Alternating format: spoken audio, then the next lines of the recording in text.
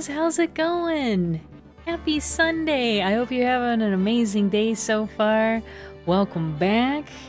I thought today we would continue up with our game, Phoenix Wright Ace Attorney. We were working on the second case of the first game, so let's go ahead and continue with our playthrough.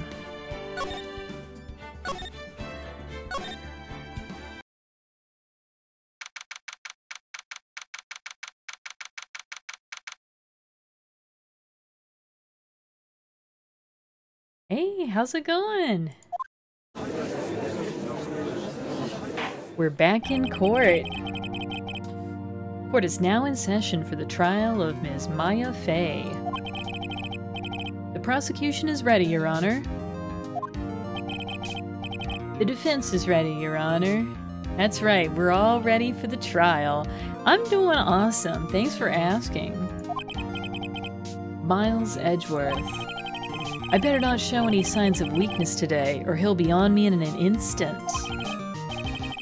Mr. Edgeworth, please give the court your opening statement. Thank you, Your Honor. The defendant, Ms. Maya Fey, was at the scene of the crime. The prosecution has evidence she committed this murder, and we have a witness who saw her do it. The prosecution sees no reason to doubt the facts of this case, Your Honor. I see. Thank you, Mr. Edgeworth. Let's begin then. If we may call our first witness, Your Honor. The prosecution calls the chief officer at the scene, Detective Gumshoe. Hey, we know Detective Gumshoe. We know him pretty well. Witness, please state your name and profession to the court.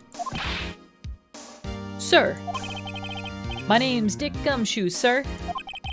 I'm the detective in charge of homicides down at the precinct, sir. Detective Gumshoe, please describe for us the details of this murder. Very well, sir. Let me use this floor map of the office to explain. Ooh, a floor map of the office. The body was found by this window here. And the cause of death? Loss of blood due to being struck by a blunt object, sir. The murder weapon was a statue of the thinker found next to the body, sir. It was heavy enough to be a deadly weapon, even in a girl's hands, sir. The court accepts the statue as evidence. They're still calling it a statue? Floor plans have been added to the court record, so the murder scene, the Fay & Company law offices, we have a floor plan now. Now, detective. Yes, sir. You immediately arrested Ms. Maya Fey, who was found at the scene, correct? Can you tell me why? Yes, sir. I had hard evidence she did it, sir. Detective Gumshoe. Please testify to the court about this hard evidence.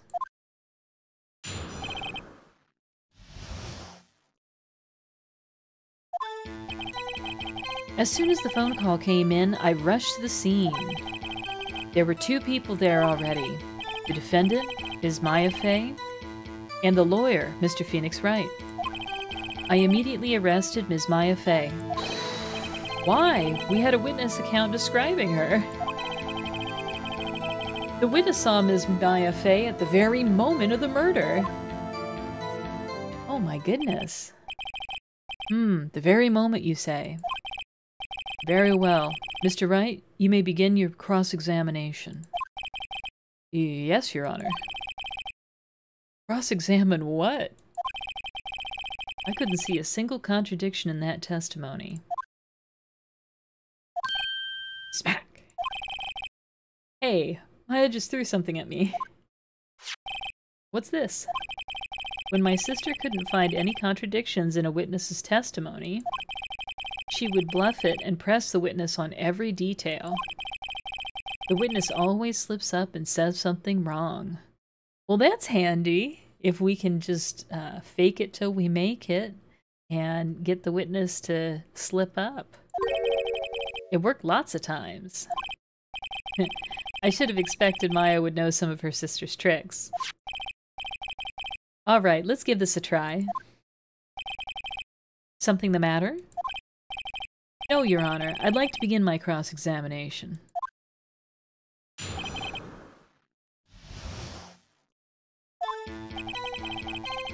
As soon as the phone call came in, I rushed to the scene.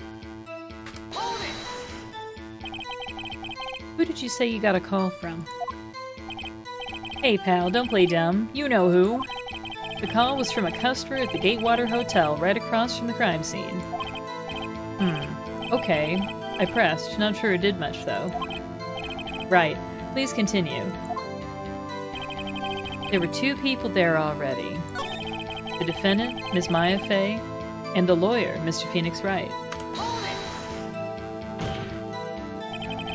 Are you absolutely sure it was us?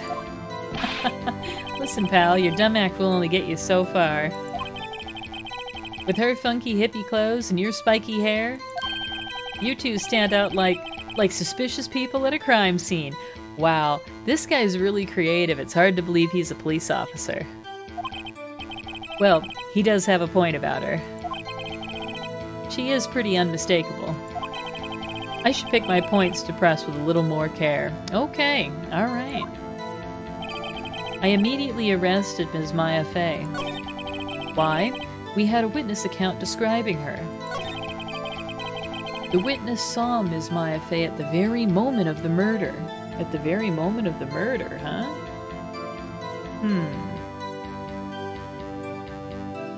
Well, I want to know more about the hard evidence here, because I'm not really seeing a lot of hard evidence. I'm seeing a witness account.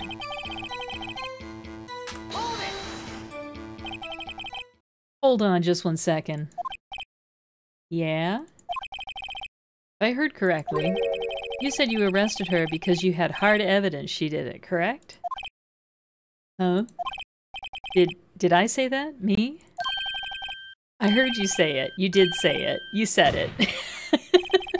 Exactly what about the suspicious woman in pink's claim was hard evidence? What? Miss May isn't suspicious, and she sure isn't pink, pal. Well, I guess she is pink. That's enough, Detective Gumshoe. Do you have any more solid proof other than her claims, Detective? I guess pressing can have its advantages. Yes. Gah. Sorry, I got the order of things mixed up in my testimony, Your Honor, sir. There was something I should have told you about first, Your Honor. Very well, Detective. Let's hear your testimony again.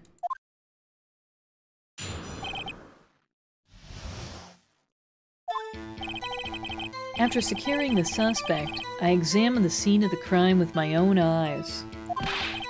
I found a memo written on a piece of paper next to the victim's body. On it, the word Maya was written clearly in blood. Lab test results showed that the blood was the victim's. Also, there was blood found on the victim's finger. Before she died, the victim wrote the killer's name. Wow, that's quite an allegation. How you like that? That's my hard evidence.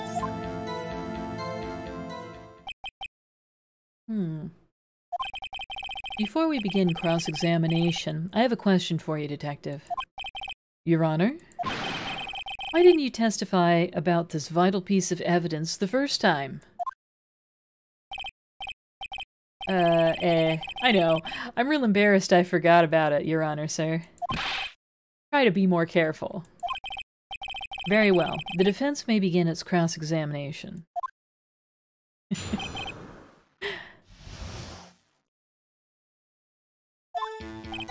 After securing the suspect, I examined the scene of the crime with my own eyes. I found a memo written on a piece of paper next to the victim's body. On it, the word Maya was written clearly in blood. Lab test results showed that the blood was the victim's. Also, there was blood found on the victim's finger. Before she died, the victim wrote the killer's name. I don't know about that. I'm gonna press him on this. Detective Gumshoe. Do you get a lot of cases where the victim actually writes the killer's name? Sure, it happens all the time in books and movies. Right? This isn't a movie, detective. This is a video game.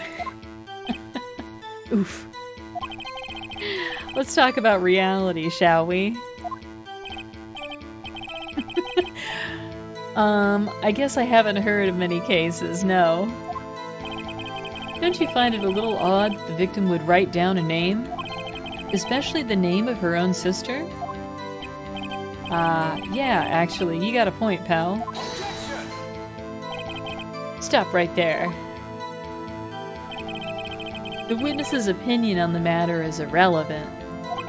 The facts are clear. The victim wrote down the name of the accused.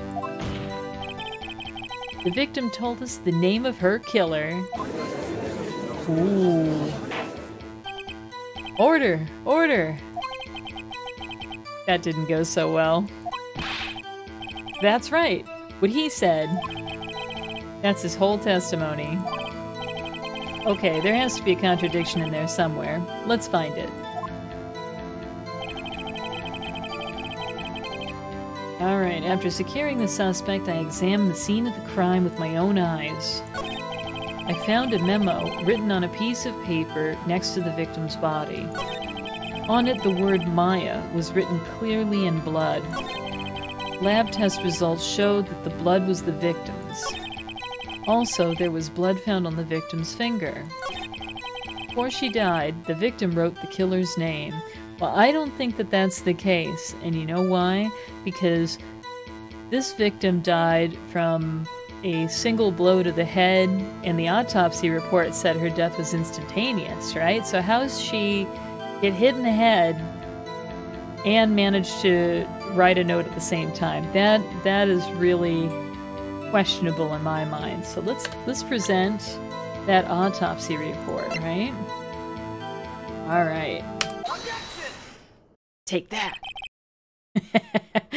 Detective Gumshoe, there's one thing I want you to clarify for me here. You say that the victim, Mia Fey, wrote this note. That she was accusing the defendant, Maya Fey. That's really what you're saying. What? This isn't one of those lawyer tricks now, is it? Of course she wrote it. Who else could have? You have it backwards, detective.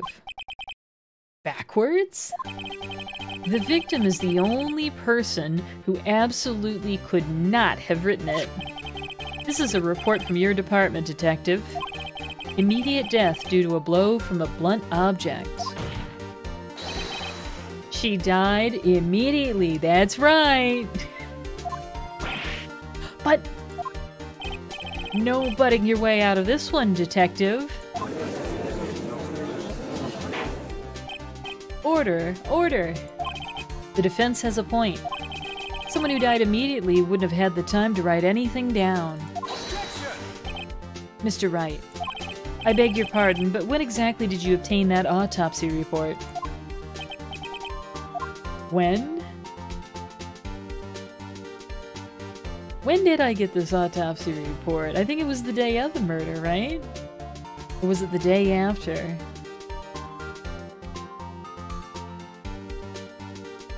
Let's say the day of the murder. I'm pretty sure it was the day of the murder. You're wrong there, pal.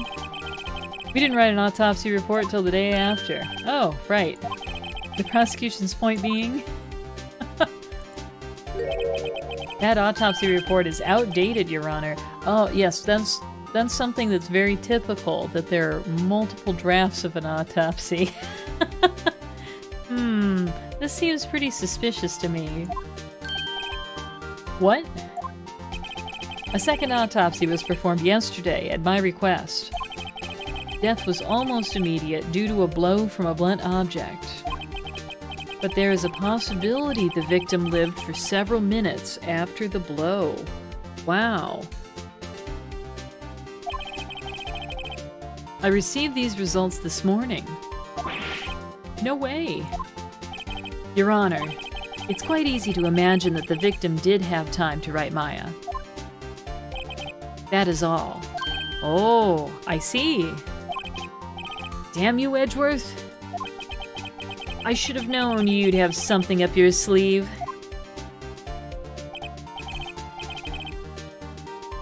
Why, Mr. Wright, you look shocked.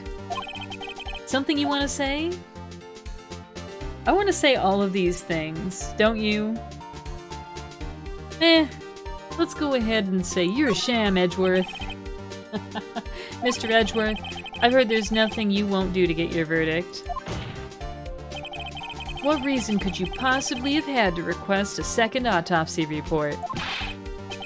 Mr. Wright, the defense will refrain from personal attacks on the prosecution. No matter, Your Honor.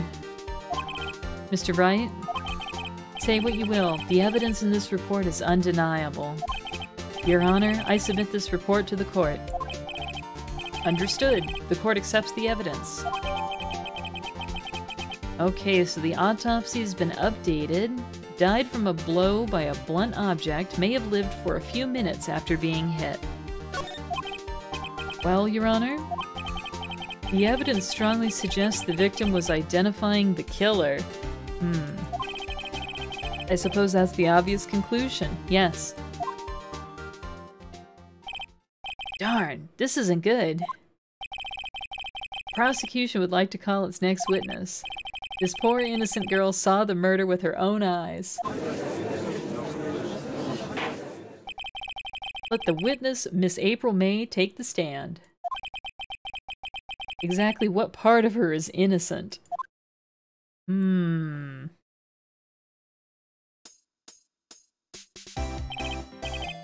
Witness, your name, please. April May, at your service. Wink.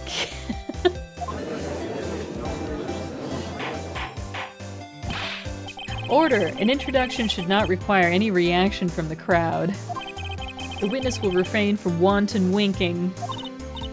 Aw, yes, Your Honor. This is not good. She's already captured the heart of every man in this courtroom. Tell us, where were you on the night of September 5th when the murder occurred? Gee, I was like in my hotel room, teehee. I checked in right after lunch. And this hotel is directly across from the Fay & Company law offices? That's right, big boy.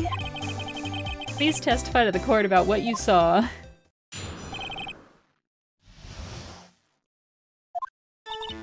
It was like 9 o'clock at night. I looked out the window, you know? And then, oh, I saw a woman with long hair being attacked. The one attacking her was the mousy girl sitting in the defendant's chair. And then the woman, like, dodged to one side and ran away. That girl, she caught up to her and she hit her. Then the woman with the long hair, she kinda slumped. The end. That's all I saw. Every little bitsy witsy. Wink.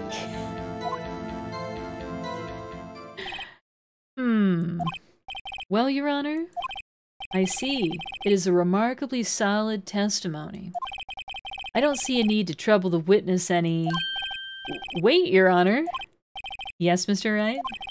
What about my cross-examination? I thought the witness's testimony just now was quite firm, didn't you? Mr. Wright, I understand you were Ms. Mia Fay's understudy, were you not? You must know her techniques well. Her cowardly way of finding tiny faults and perfectly good testimonies. Hey, how dare you? Well, Mr. Wright, will you cross-examine the witness? Yes, I will.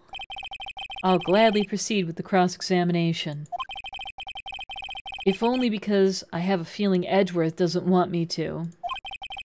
She has to have some weakness. Very well. You may begin your cross-examination.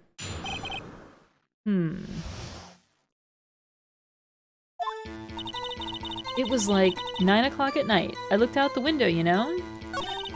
And then, oh, I saw a woman with long hair being attacked.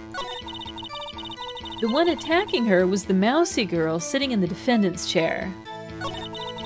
Then the woman, like, dodged to one side and ran away.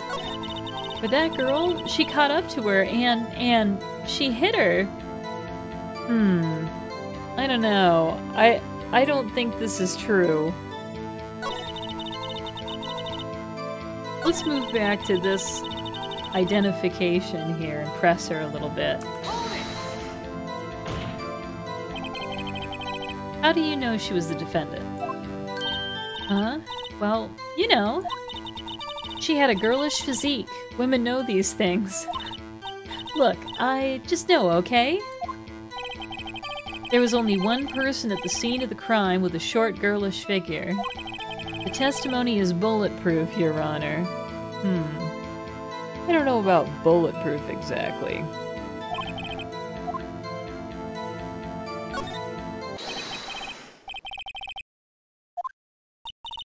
Hold on a moment, that testimony stinks. What?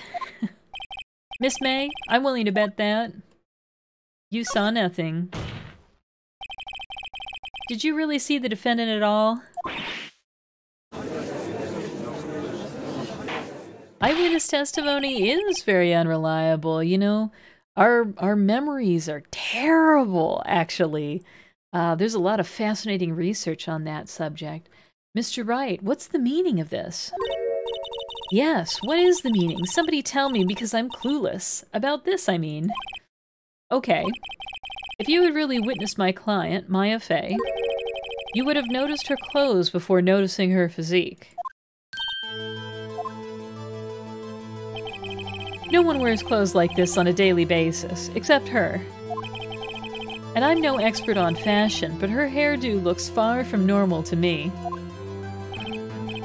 However, the witness's testimony mentions neither of these things. The testimony is bogus. But... Still, we don't know if she was dressed that way the night of the murder. She was, Your Honor. I saw her. And so did Detective Gumshoe. What do you say to that, Miss May? Rawr! What are you trying to say, you mean lawyer? I saw what I saw. I just didn't think all the trifling little details were necessary, darling. Miss May, the court would like to remind you to please omit nothing in your testimony. I'm sorry, Your Honor. I'll be a good girl, I promise. Wink. Your testimony again, if you would. Damn, I almost had her. Let's try that again. I did see everything, I did. The victim, the woman, dodged the first attack and ran off to the right. Then the girl in the hippie clothes ran after her. And she hit her with that weapon. I saw it, I did. That clock, the kind of statue-y clock, the thinker, I think? Well, does the accuracy of my report not startle you? Tee-hee. How does she know it's a clock? Huh? I see. I only wish you'd been so detailed from the beginning. Please begin the cross-examination.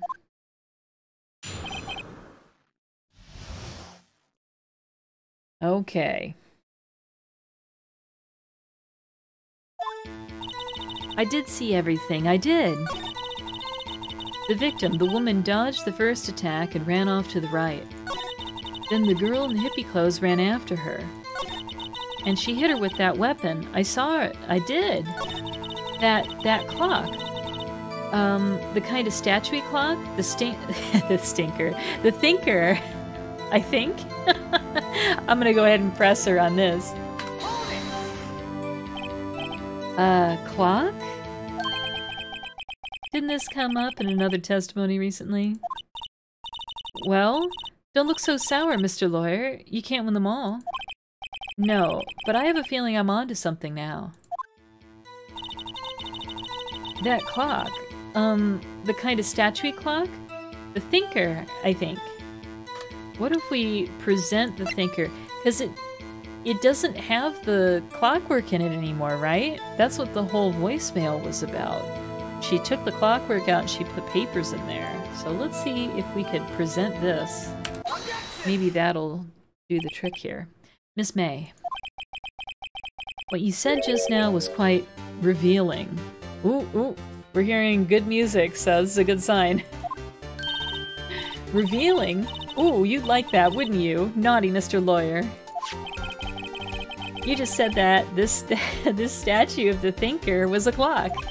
But there's no way of knowing that just by looking at it. Another person in much the same position as you recently called this a clock too. And he was found guilty of murder. Order! Order!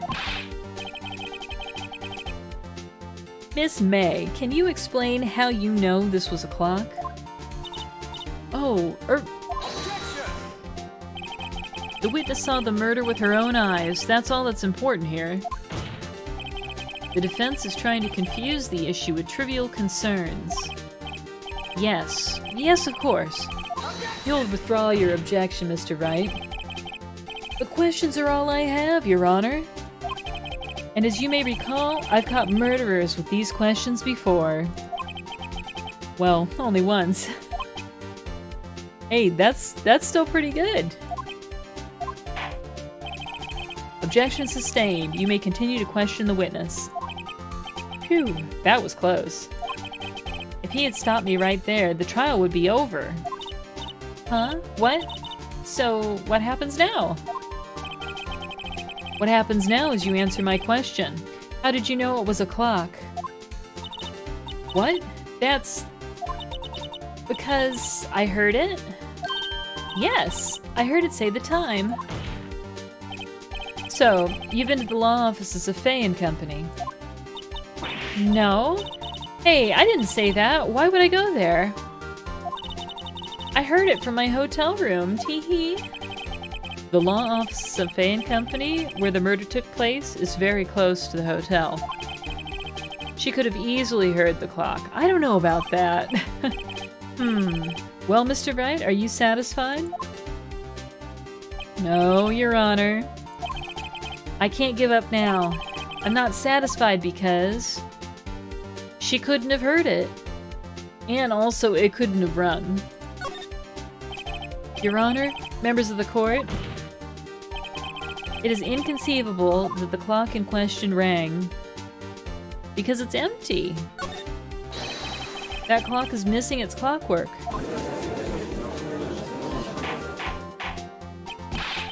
How could you possibly...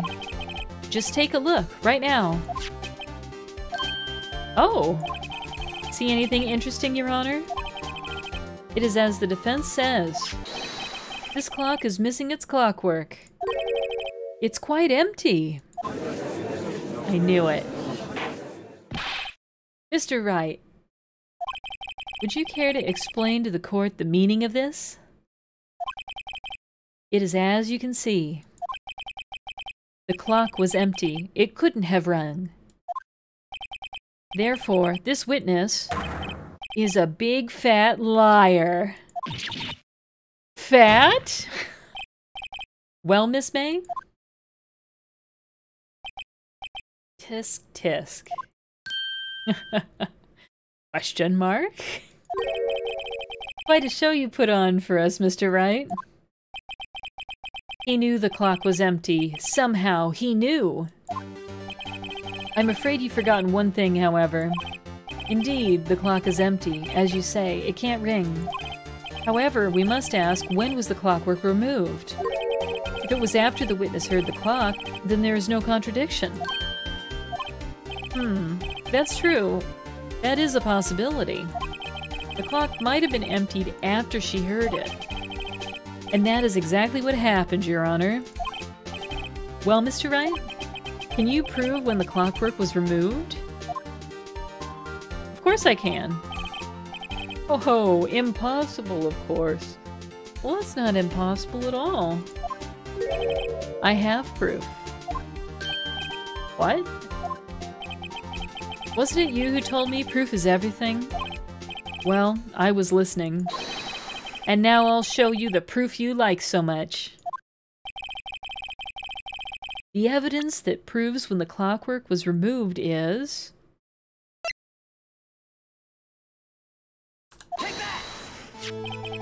Take a look at this. That's a very cute cell phone. Oh-ho! You have a curly phone. Wait, this isn't my phone. Listen, this is the defendant's cell phone, and it contains a recording. A recording of a conversation she had with the victim on the day of the murder. Ooh. Order! The defendant's cell phone? This wasn't brought to my attention. Perhaps Detective Gumshoe overlooked it. The good detective better remember he's up for evaluation soon. Uh-oh. I gotta say, I'm starting to feel bad for the big fella. Let's hear the conversation. So you just want me to hold on to the thinker for you then? If you could. I should probably tell you the clock isn't talking right now. Huh? It's not working? That's lame. I had to take the clockwork out, sorry. Alright. Your Honor, I think this makes it clear the clockwork was already gone by the time this was recorded. Which was well before the witness even arrived at her hotel.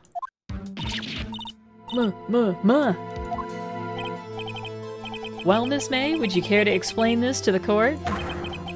Just how did you know that weapon was a clock? Well, isn't it obvious? I saw that clock before. What store was that again? I go to so many. Oops, I forgot. Wink. So the witness had seen it before. That would make sense. Does the defense have any objections, Mr. Wright? Yes, I do. Larry made that. The witness claims she had seen it before. But this directly contradicts a piece of evidence already submitted to this court. Well then, let's see it. Please produce this evidence that will prove the witness had not seen the clock before.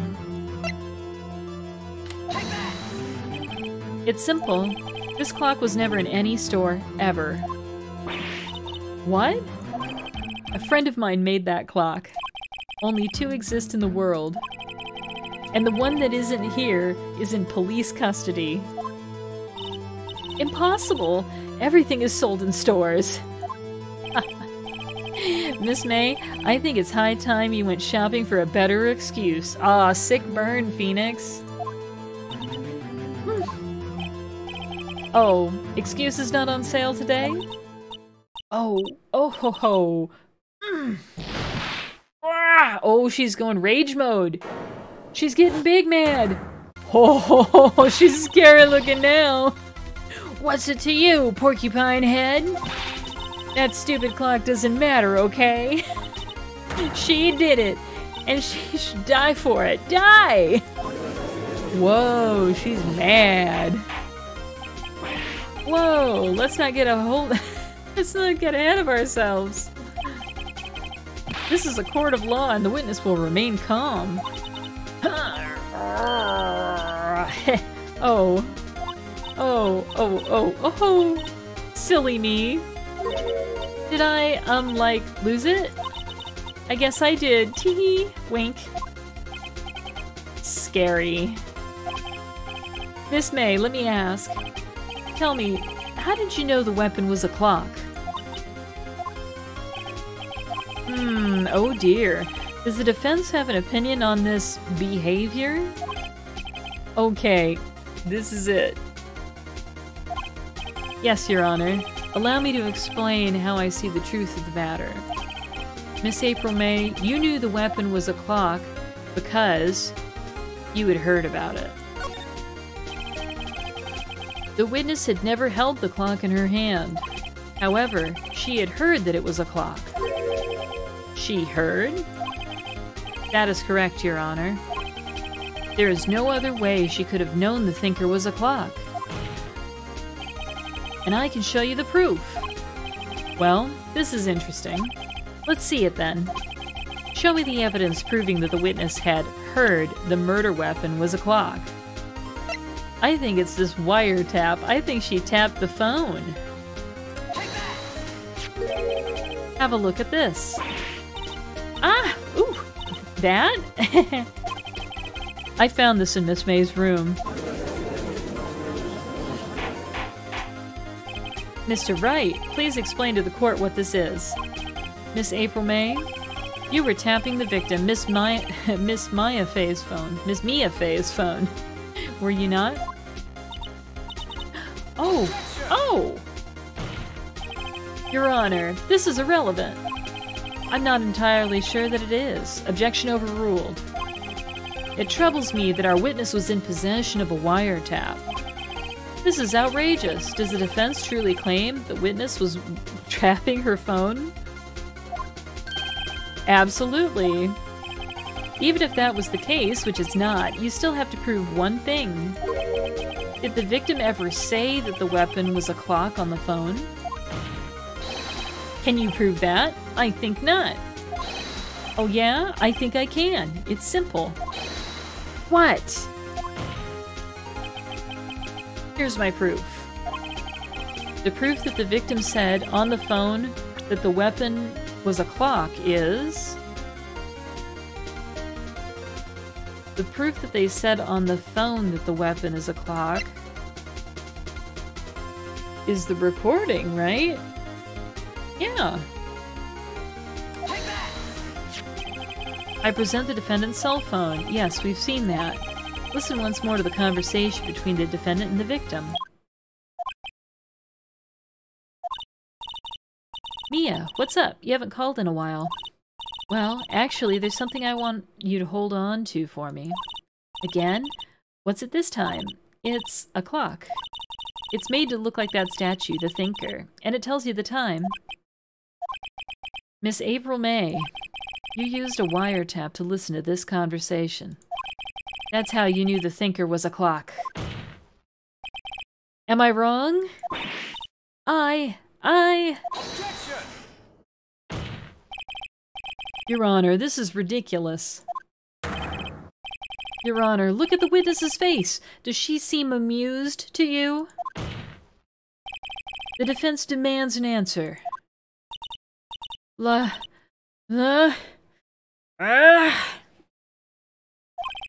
Witness, answer the question. Did you tap her phone? Miss May. Shut up, all of you. What gives you the right to talk to me like that? You lawyer!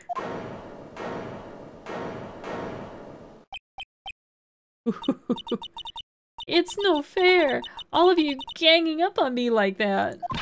Oh, so I'm the bad girl. Is that it? Is that it?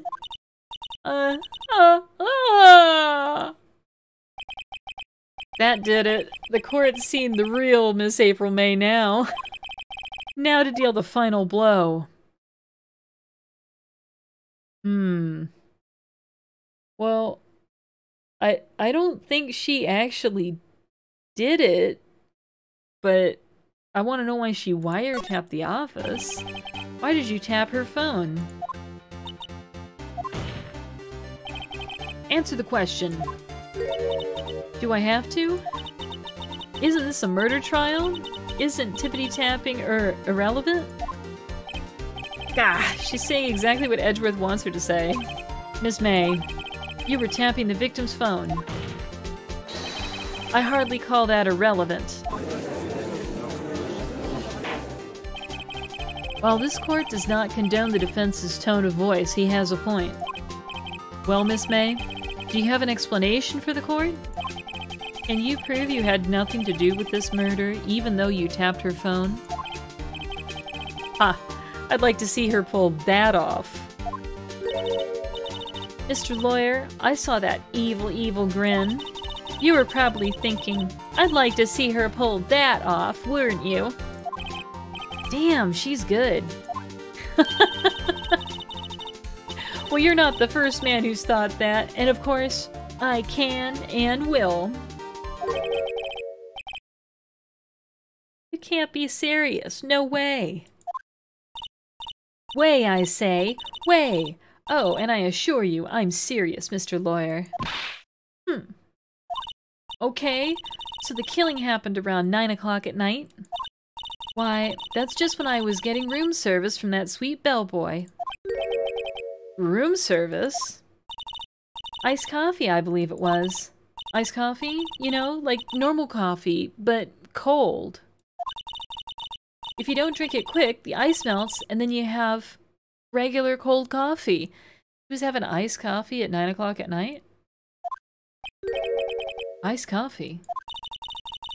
Think I'm making this up? Ask the bellboy. Wink. Ergo, the witness was not on the scene at the time of the murder.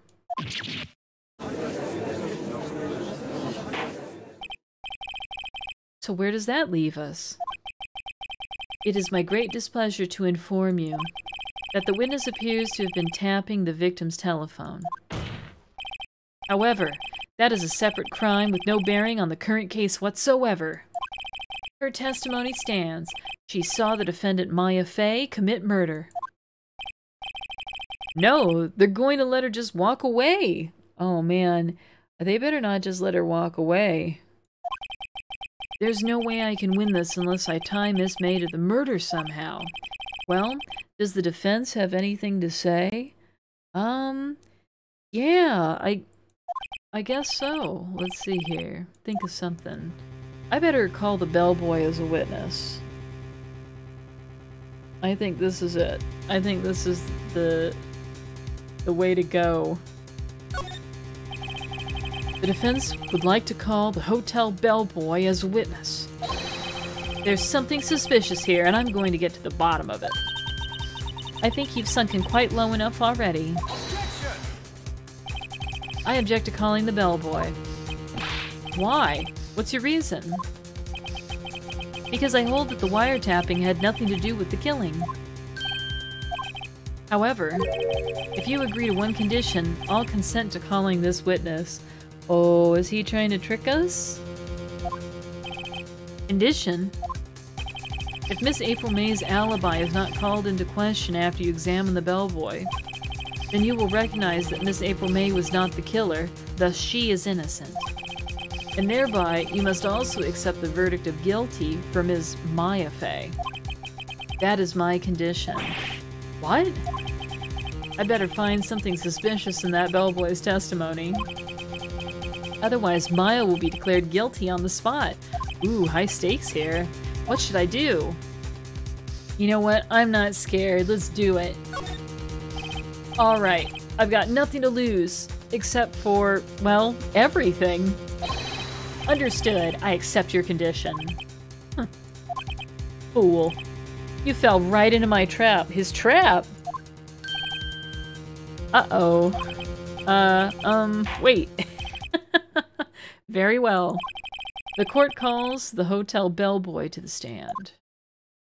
Alright.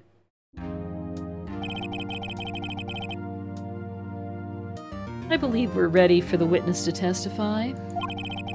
He certainly does look like a bellboy. He does! He looks exactly like a bellboy. Yes, sir. I received your summons in the middle of work, sir. I'm happy to be of service. That tea set looks rather heavy, so without further ado, the witness may begin his testimony. Very good, sir.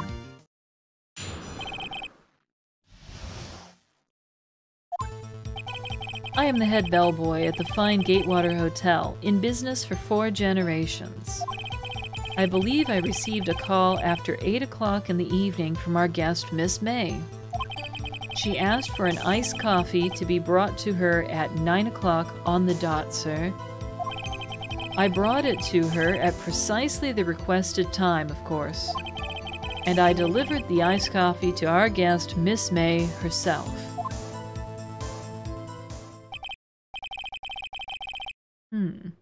I see. The defense may begin its cross-examination.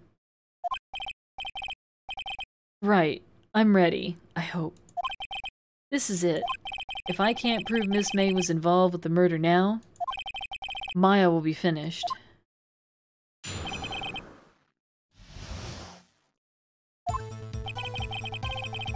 I am the head bellboy at the fine Gatewater Hotel, in business for 4 generations. I believe I received a call after 8 o'clock in the evening from our guest, Miss May. She asked for an iced coffee to be brought to her at 9 o'clock on the dot, sir. I brought it to her at precisely the requested time, of course. And I delivered the iced coffee to our guest, Miss May herself. Alright, well let's get a little more detail here. He went there at precisely the requested time. That's also the time of death. Precisely 9 o'clock, then. Precisely, exactly, and most definitely, sir. 9 o'clock p.m. How can you be so sure? Miss May was quite insistent that it be brought then.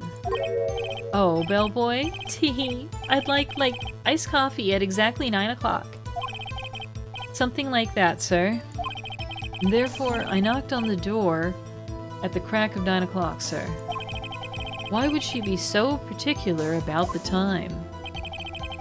And I delivered the iced coffee to our guest, Miss May herself. You are sure it was Miss April May herself? Absolutely, sir. Absolutely? Yes, sir. As in, so very absolutely, sir. It's an endearing mannerism of mine. How come you're so very certain? Well, when I brought the room service, sir, the guest, sir, favored me with, an embarrasser, sir. An embrasse? Is that French for embrace? It's French for kiss, sir, but not a French kiss, sir. More of a peck on the cheek. Ooh. Why would she have done that? I believe perhaps she was momentarily swayed by my prim demeanor, sir. It was a moment I shall never ever forget, sir. Sounds pretty fishy to me. I think our Miss May was up to something and wanted the bellboy to remember her. It's no good. There's nothing there. Is that it?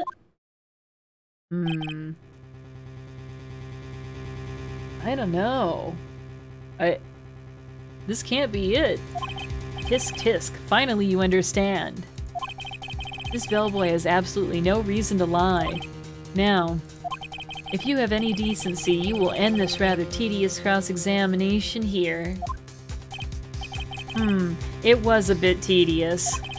The witness may leave the stand. I can't let this happen, can I? No, you can't. Wait! Please, wait! Yes? Does the defense have something to add? One last question. Let me ask one last question. Objection! Your Honor, I must object. This charade of justice has gone on long enough. Now, Mr. Edgeworth. Alright, Mr. Wright. I'll give you one more question, that's all. Okay. This is really it now. This is my last chance. What do I ask him about? Gosh. I don't know. Maybe room service? Tell me again about a room service. Again, sir? At exactly 9 o'clock, I delivered room service to Miss May in room 303. The guest had requested iced coffee. $18 was the charge, as I recall. $18 for iced coffee. That's crazy. Hey, Caddy, what's up, dude? Good to see ya. He wants... You want the judge to tell us how he makes his bed? What it do? I see. $18? Doesn't that seem a bit expensive? Yes. Well, iced coffee for 2, you know. And we don't skimp on the ice, sir. What did he say? What did you say? Rather quite. Bellboy, tell us the truth now. Why is he just calling him Bellboy? This guy's got a name, I'm sure. It seems rude to just be like, Bellboy, at him. Was someone else staying in Miss May's room? Objection! I object. That was objectionable. Objection overruled. The witness will answer the question. Yes, I see. Why did you not mention this in your testimony? Well, sir, you didn't ask. Nice try. That's the sort of thing you're normally supposed to mention. Ah, yes, quite. Indeed. It was, the good barrister there, Mr. Edgeworth, who... He asked me not to mention if I wasn't specifically asked, sir. Oof. You fool! I've done it, I've won! Miss April May checked into a twin room with a man. Correct? Yes, sir. Then, when you brought them room service, you didn't see that man in the room?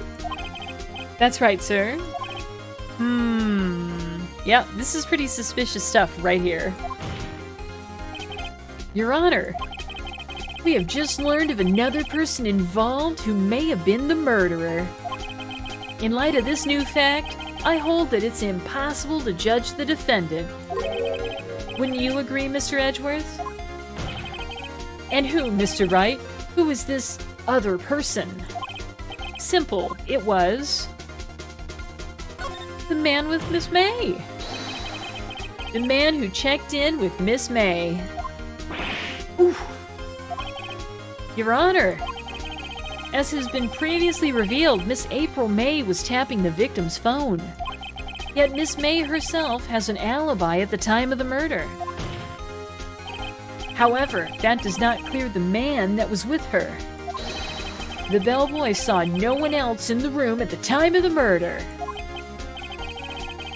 My, what a convenient little setup, but it's too late. Too late? I suppose you'd like it if it was too late, wouldn't you? After all, it was you who hid the presence of the other man from this court. Upstart. Amateur. These accusations are ludicrous. Enough. The court acknowledges the defense's argument. I expect the prosecution and defense to look into this matter fully. Am I understood? Yes. Yes, Your Honor. That is all today for the trial of Maya Fey. Court is adjourned. Wow, a lot of action. Heading on back to the defendant lobby now. Mr. Wright! You were amazing in there. Really? I think I might be your newest fan. Oh, I was just doing my job, you know? Then again, that other attorney was pretty cool too. Huh? That face of his, with his eyes wide and trembling lips. It sent shivers up my spine. Hey, you're not supposed to like him, you're supposed to like me. I'm your attorney. If you say so. So, what happens with me? Do I get to go home now? Well... No, I don't think so. Not yet. Oh, I see. But I got a great lead in today's trial. A lead? That man with Miss May. He's the key. Oh, I get it. What happened to Miss May after that, anyway? I heard they arrested her. I guess she's learning her charms won't work everywhere. She's probably at the detention center now. I may have to go down there later. Anyway, this case is far from closed. Yes, sir. I'm going to find out more about this man. Do you think he was the one who... Maybe so. Sis, Don't worry, I'll find him by tomorrow, I promise. I'm counting on you. You can count on us. I asked for a full record of April May's testimony. I thought it might come in handy during the trial tomorrow. But now that I have it, I'm not so sure. Most of her testimony was all lies. In fact, there's only one part that hasn't been stricken from the record. That is, the victim dodged an attack, but then ran to the right. But she was caught and struck. Okay. I don't know how much good this will do me at all now. Anyway, time to hit the pavement and do some investigating. Maya doesn't belong in that detention center, and it's up to me to set her free. That's right, Phoenix. We gotta set her free, dude. To be continued. Alright, well we gotta save our progress here. Let's go ahead and we can overwrite day 1 here. And let's get into the investigation, huh?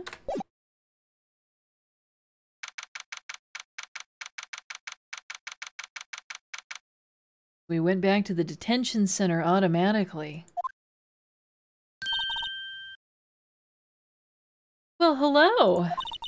I didn't expect anyone to visit me in such a dank place as this. It's really quite moving. Not, you stinking lawyer! I hope you die! Have you come to laugh? Yes, laugh at the fallen Miss May. No, not really. There's something I wanted to ask. Unfortunately, there is nothing I want to be asked. Haven't you done enough questioning, you spiky head? Here we go again. Please, you're scaring the security guard. So, what is it you wish to ask of me then, For starters, how did you get to be so totally whacked? About the man who stayed with you in your hotel room. Can you tell me about him? Where is he? Come on. No way, Jose. Maybe if I had something to get her to talk. Why did you place a wiretap on Mia's phone? Aw, when you say it like that, it sounds so cold. Tapping people's phones is a crime, Miss May. Oh, and I suppose you learned that in lawyer school, Creep! This woman is impossible to talk to. Say, why are you so angry? I mean, you don't look like a bad person. Oh, that does it! Bottom-feeding, scum-sucking lawyer! Bottom? I can't tell. Does she have a thing against lawyers? Or just against me? Well, she's not really telling us a whole lot. I'm not sure there's anything we can really do here. Well, let's see.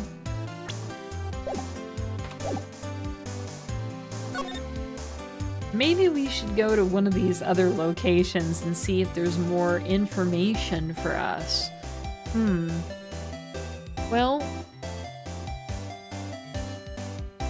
Well, we haven't been to the Grossberg law offices in a while. Let's go ahead and head over there. Wait a minute.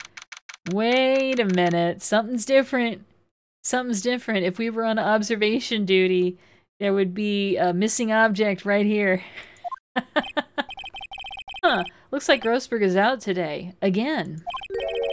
Maybe he's avoiding me for some reason. Let's take a look at some of these things. Okay, so there's this giant space where a painting used to be. Wait a second.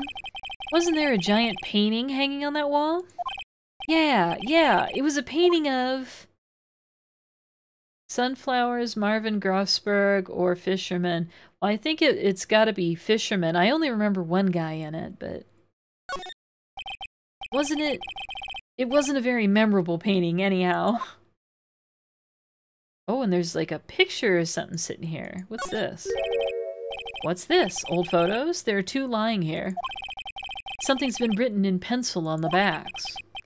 DL6 incident, Exhibit A. DL6 incident, Exhibit B. Let's take a look at these. Alright, Exhibit A. It's a lady. I'm sure I've seen this person somewhere. Perhaps I'll borrow this photo. Yeah, just go ahead and take what you want. We're just in someone else's office. Go ahead and take whatever you want. I'm sure no one will miss just one little photo. And it might be a valuable clue. I'll take it for now. Okay, we got the photograph. Here's the second photograph. Look at this guy. Look at this guy with his cleft in his chin. A photo lies on the desk. Maybe I should switch it with the one I took? I don't know. I guess we should maybe leave it here? Or take it with us? I don't know, the picture of the guy. Maybe we should take the picture of the guy instead, since we're looking for a man. Okay. Alright, so let's go ahead and see if there's anything else in here. I think we've basically seen all this other stuff before. There's really nothing new. Just the photo and the absence of this painting, huh? Alright, so let's go ahead and move on out. What if we could go back to the detention center and show her that photo and see if we get a different response, but maybe we should go back to the scene of the crime and see if there's any more evidence now that she's no longer in her hotel room, right? September 7th, Gatewater Hotel, room 303. Hey, the bellboy. Ah, welcome, sir. Quite the performance today, if I dare say so myself. Oh, thanks. Sorry for putting you on the spot like that. No, not at all, sir. Your efforts today can only help the Gatewater's rep, as they say. Huh? Rep? Yes, our reputation will swell as the hotel where the murderer used a wiretap. We can charge a premium for the room, of course. It'll be great for business, sir. Whoa, Miss May hasn't been charged with murder. I too will become famous. The bellboy who brought the murderer iced coffee. Why do I feel like we're both stuck in the same bad dream? So, you're our honored guest. Please let me know if there's anything I can bring you. Well, let's talk to this guy. See what he knows. About Miss May. Oh, her? Sir, not to boast, but I knew the moment I saw her. She'd do it, I said. Do what? I'm starting to think the most suspicious person here is this guy. I wanted to ask you about the man who was with Miss May. Ah, yes. He struck me as a real lady killer, if you pardon the expression. I knew it from the moment I saw him, sir. He and I are the same ilk. We both carry the scent of danger. The scent of danger, huh? There we are in total agreement, Mr. Psycho Bellboy. If you had a photo of that man, I'm quite sure I could identify him. Hey, you know what? We got a photo of that guy, don't we? A photo? Could you tell me about this hotel? Absolutely. And on that subject, I have an excellent idea, sir. Currently, this hotel is known as the Gatewater. I propose that we add a subtitle. A subtitle? The Gatewater Hotel, Murder Manor. Well, what do you think? Sounds great. Whatever floats your tea set.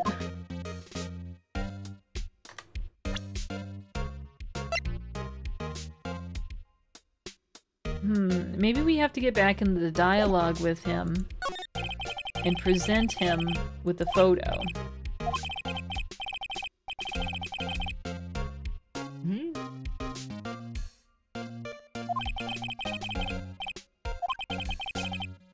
Go through the dialogue again. We're in total agreement. If he had a photo, I'm quite sure I could identify him. But won't let us present it on this screen.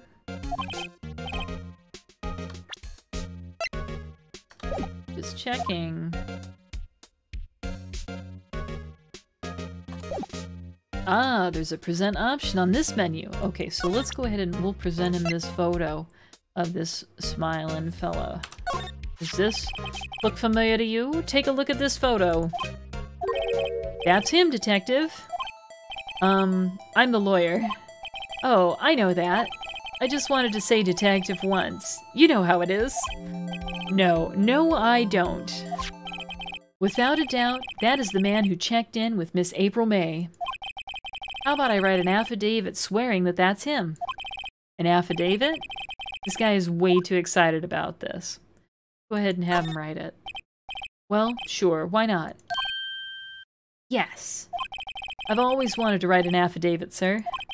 From henceforth, I will be known as the bellboy who swore the affidavit. Just hurry up and write it. Bellboy's affidavit has been added to the court records. It describes the man who stayed with Miss May at the hotel on the night of the murder. Not even Miss May can play dumb to this. Okay, well, I think we got what we needed from our guy here. Where should we go next? We could go back to the law offices. We could go back to the detention center. Or we could go to these law offices. Well, nobody was there at those law offices. Let's go ahead and go back to the detention center. You again? Can't you take a hint and stay gone? Hey, the only reason I'm back here is because you won't talk to me. Oh, so it's my fault now. You don't just have spiky hair, you also have a spiky heart. Oh man, that's such a sick burn. That does it. When this case is done, I'm shaving my head. Well, is there anything else to say about the man? About the man who stayed with you in your hotel room. Can you tell me about him? Where is he? I'm not telling. Look, he's being accused of murder. I don't think you want to be protecting him. Would you have sold out the late Miss Fay to the cops? No. See? Damn. Maybe if I had something to get her to talk. Well, I think I do have something to get her to talk, right? I've got a picture of the guy, and I've also got that affidavit, so let's take a look here. I'm gonna present the photo first. Do you recognize this guy? Have a look at this. Look, I've said several times, I'm not telling you. Oh, she big mad. She big mad. Look at how mad she is. Where did you? A reaction. This is him, isn't it? What? Who? When? Why? It is him. This is the man who stayed in your hotel room the night of the murder. No, that's not right. Nice try, Miss Cooperative. Do you have proof that it was him? Yeah, proof. Show me proof. I'm so close. I do have proof. I have that affidavit, right? Could you have a look at this? What's that? The bellboy's affidavit. It tells us everything he saw. Such as the man you checked in with. It was most definitely this guy. She's so mad. Yeah, she big mad. She big mad. Now I'm getting somewhere. You think we should push her hard or ease her fears? I don't know.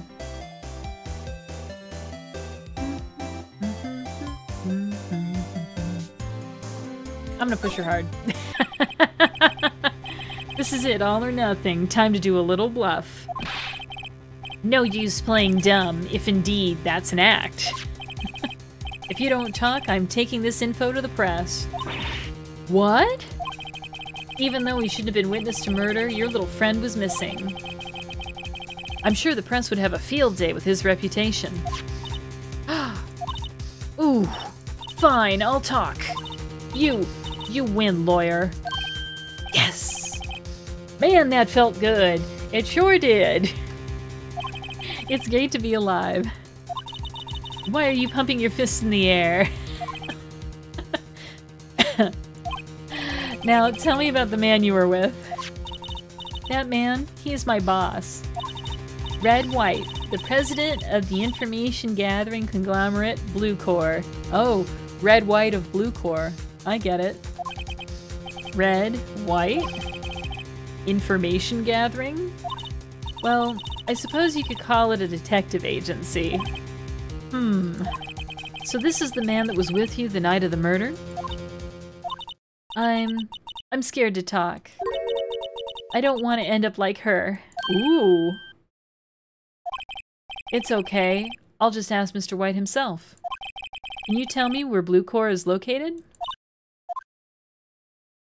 Oh, Mr. Red White, at last. Finally, a lead on this guy. If April May couldn't have done it, that leaves him. Time to take action. We discarded the bellboy's affidavit? Why would we throw anything away? To me, that's crazy. We shouldn't throw anything away. Alright.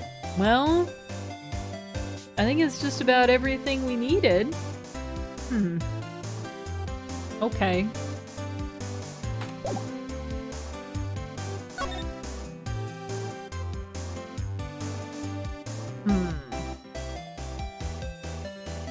I think it's a good idea for us to go get the other pictures since we're only allowed to have one at a time. Alright, this is getting ridiculous. Where the heck is that loafer? Ahem! Oh, he's here! Ah, that old familiar clearing of the throat. Aha! You again. Hello, Mr. Grossberg. Well, well. You were quite the thing, my boy. Excuse me? The trial! The trial! He was there? Reminded me of myself when I was a youth. Guess something got passed down through Mia, maybe? It brings back memories, it does. Ah, the days of my youth. Like the scent of fresh lemon, you see. I apologize. It was all a bit too much for me, my boy. Seeing you today, I appreciate the reminiscing, but I'd much rather you gave me some information. So you came to see the trial? Yes, I did. Something was bothering me all last night, you see. I couldn't get a wink of sleep. Really? What was that? Well, you see, it's just Mia's sister, that poor girl. My boy, I owe you my thanks, truly. I don't know what I would have done if things had gone poorly for the girl. If you were that worried about it, why didn't you offer to defend her? Yeah. I asked before, but why did you refuse her request for defense? I think I have a right to know. A right, Mr. Wright? No, I'm sorry. It's just, I need more time to think about it, my boy. He does seem troubled about something. Maybe I can find something that will inspire him to talk. The other day, I'm sure there was a big pretentious-looking painting on that wall. You're gonna call it pretentious-looking right to his face, Phoenix? That's not very nice. Pretentious-looking? Well, you know the one I mean. Anyway, where did it go? Ah, yes, well, I got rid of it. Got quite tired of the thing, really. I, sold it, you see. Yes, that's right. Sold it? I'm not sure I buy that. Wasn't that painting rather important to you, sir? Did something happen? I don't see how it's any of your business. Please, speak no more of that accursed painting. I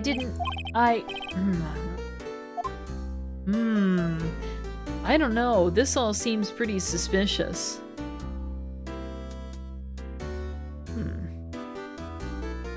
Do you think he'll do something if we show him this picture? Excuse me, I was wondering about this photograph. Where did you get that? Give it back at once. I'm sorry to have taken it without your knowledge, but I have to know, who is this man? He was most likely in April May's room the night of the murder. What's that you say? Are you quite sure, my boy? What has him so flustered, I wonder? I beg your pardon, but I must ask you to leave. I need to be alone. He's fallen silent as a stone.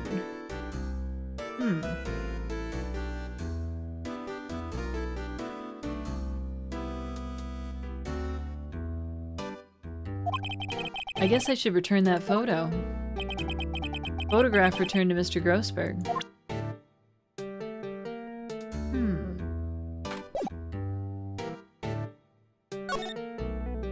Do we have any different options, Mr. Grossberg? Need to think about things alone. He barely even glanced in my direction. Wow.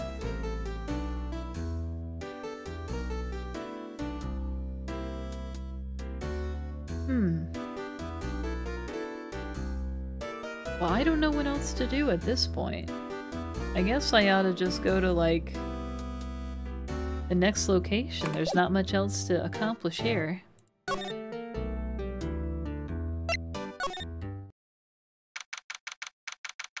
September 7th, Blue Core Incorporated, CEO's office. Look at this place.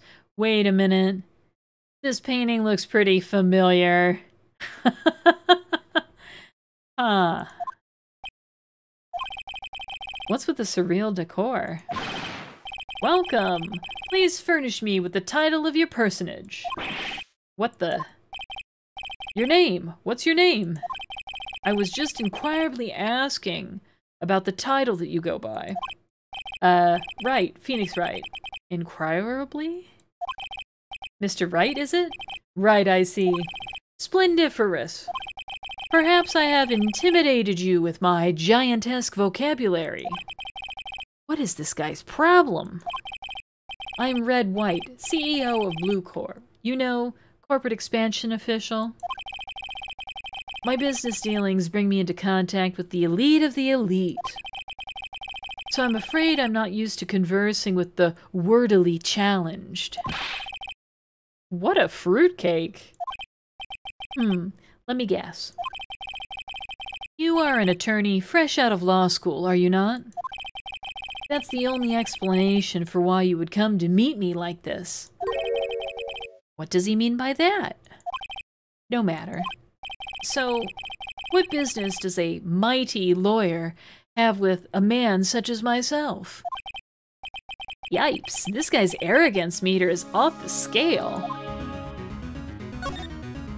Ask him some questions.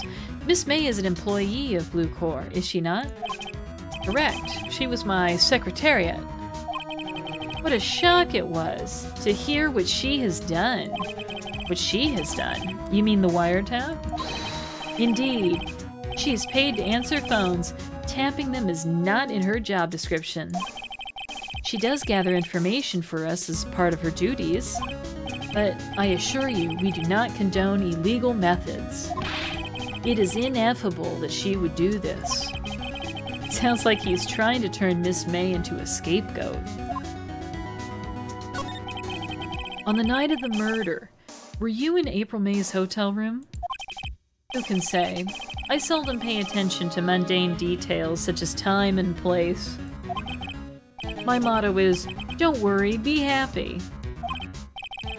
Still, Mr. White, the hotel bellboy has stated on the record that he does remember you very clearly. No matter, the bellboy can say what he pleases. I still won't talk to you. If you want me to speak, put me on the witness stand. Although I doubt you'd be capable of doing that. He raises a good question, actually. Why didn't the prosecution call him as a witness? He should have seen the same thing as April May. Oh ho ho. The police, the courts. To me, they are mere toys, playthings for my amusement. What kind of company is Blue Core, anyway? Ah, excellent question. We buy and sell various kinds of information. We are a company of the future. You might say we are the future. Sell information? In just 10 years, I built this business up into the grand office you see now. Ah, in case you were wondering, Blue Core was named after the color blue. That's very creative. I, Red White of Blue Core, as founder and CEO, named it so. And why, you ask? Because I like the color blue, of course. Fantabulistic, is it not? There's no better word for it. There's something that's been bothering me. Yes, what might that be? That big painting on the wall over there. Seen it before. You know, I've actually seen that painting before. Oh? Just yesterday, actually. Your point being? My point is simple. Rather, my question is rather simple. Why is that painting hanging on your wall? Mr. Wrong, was it? Right. It appears you do not fully grasp your position here. I ask again, who are you? Oh, I don't like this guy's attitude. Huh? A lawyer? No, my feeble friend. A mere lawyer. Worth noting. Zilch. Zippo. Nada. Just like that sorry excuse for an attorney, Grody Burger. Ooh, I don't like how he's talking about this guy. What? Oof. He punched me. Well, Mr. Lawyer, what will you do, eh? Charge me with assault? He's got... Look at the rings he's got on, too. Charge away, I welcome it, for it is you who will be found guilty. What? Heed my exposition. The police, the courts, they all do my bidding. So you say. But I wonder, is that kind of control really possible? I don't expect you to understand. It's a world beyond your compensation. You came here from Grody Burgers, I presume? Mr. Grossberg's? Yes. Then you must ask him, why is it that this painting of his hangs here? Perhaps then he will tell you. Perhaps he will explain how a man can live life purely for personal profit. Go now, skedaddle. There is nothing more to discuss. Wow. Well, is there anything that we can look at while we're here? Look at this statue. This is quite a piece of art here. Was this Atlas holding up the world? A statue of a man holding up the world. The Blue Core sign certainly stands out enough. The model for the man is, of course, Mr. White. Sure. What is going on with this desk? I'm guessing this is supposed to be a desk? My, this is quite the thing. Yeah, agreed. This painting was, until yesterday, hanging in Mr. Grossberg's office. Why does Mr. White have it now? It's not hard to imagine a few possibilities. There's a trophy case, too. An impressive lineup of trophies. Judge's Special Runner-Up, Best Participation. Judge's Cooperation Award. Special Good Try Prize. The Office and Dodgeball.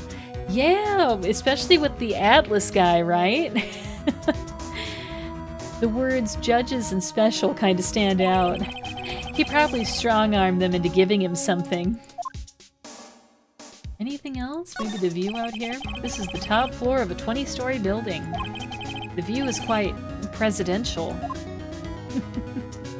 Alright. Well, I think we've done all we can do here. Let's go ahead and go back to the law offices since we learned more about where that painting went off to. I don't think he's noticed me standing here.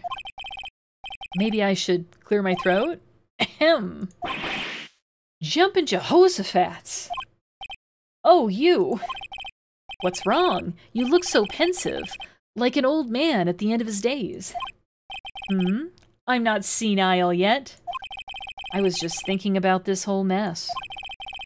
Something's really bothering him, that much is clear.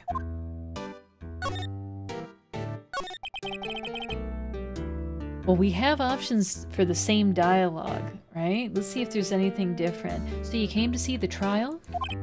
Yes, I did. Something was bothering me all last night, you see. Couldn't get a wink of sleep. Really? What was that? Well, you see, it's just Mia's sister, that poor girl. My boy, I owe you my thanks, truly. I don't know what I would have done if things had gone poorly for the girl. Let's ask him about Mr. White. So, I played Blue Corps a visit. Oh? Oh, I see. Mr. Grossberg, I have to admit, something has been bothering me. Oh? What is it? Well, out with it, my boy. You see, it's just that big painting. Mr. Grossberg, sir. There was a giant painting hanging right there the other day, was there not? The one you said you had no intention of parting with? Well, I saw it today. It was in the CEO's office at Blue Corps, Red White's office. So, you noticed. That's right, I did notice. I suppose I should have guessed you would. It is a large painting. Mr. Grossberg, I know you and Mr. White are connected somehow. Connected, you say? Yes, and I know what it is. I think he's blackmailing you. Mr. White has something on you, doesn't he? Blackmail? I think that painting is fairly gaudy proof. Very well. This may be the chance I've been waiting for. Maybe it's time to get this off my chest so I can finally rest easy again. After all, you were Mia's understudy. Perhaps it was fate? What's he talking about? Red White is a man who makes his living through intimidation. Blue Corps is a company that excels in finding people's weaknesses, I'm afraid. I've been paying them for 15 years now. Wow, that's a long time. He's been blackmailed for 15 years. 15 years? All because of the DL6 incident, as you may have guessed. The name on the back of those photographs. As you suspected, I could not stand in the defense of Maya because of this. White would have destroyed me if I did. So, that's the connection. It's hard for me to tell you this, my boy. But arresting Red White will be nigh on impossible. Impossible? Why? He has information on everyone. It gives him an iron grip. He owns judges, attorneys, prosecutors, police, and politicians. What? They are bound, unable to do harm to themselves and therefore to him. Don't look at me like that. What you see is nothing more than the weight of many years. Wow! Well, I need to know more about the DL6 incident. Right? Because we haven't learned anything about that, really. What is the DL6 incident? DL6 is nothing more than the sorting code the police gave to the case. It was 15 years ago now. I received a request from a medium, a spirit medium. A medium? Her name was Misty Fay. Fay! Indeed, she was Mia's mother. She had been investigating a murder at the bequest of the police. And she failed. As a result, the police called her a fraud. This is what Maya was talking about the other day. I did all I could for her, and in the end, cleared her of wrongdoing. That murder case, however, remains unsolved to this day. That case is the DL6 incident. Okay. Any more info about the refusal? I asked before, but why did you refuse her request for defense? I think I have a right to know. A right, Mr. Wright? No, I'm sorry. It's just, I need more time to think about it, my boy.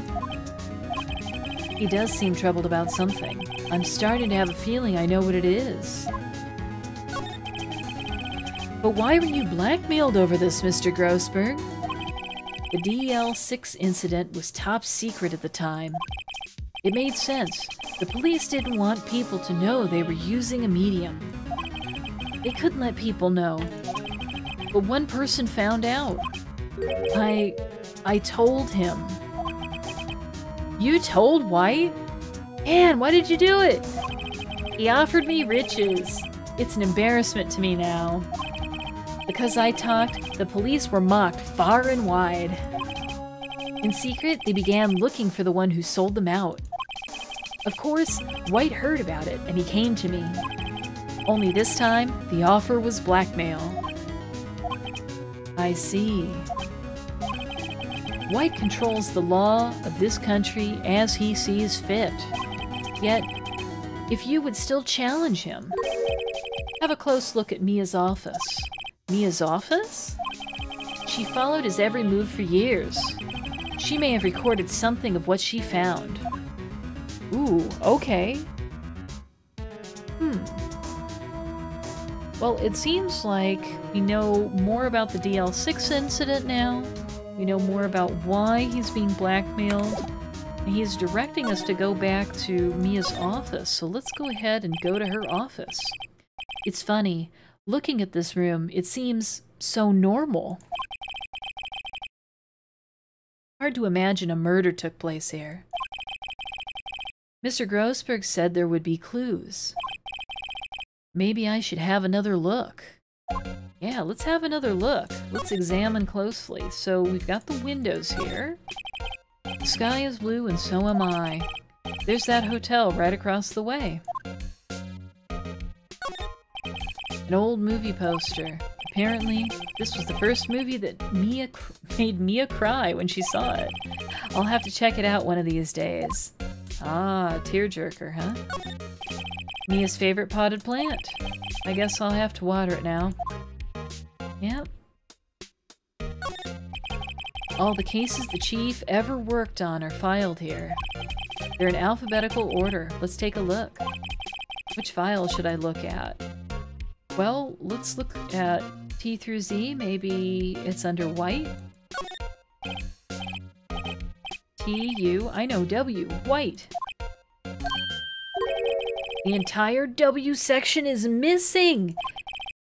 What? The entire W section is missing. Oh my gosh. Was it taken? Wonder if there's anything else.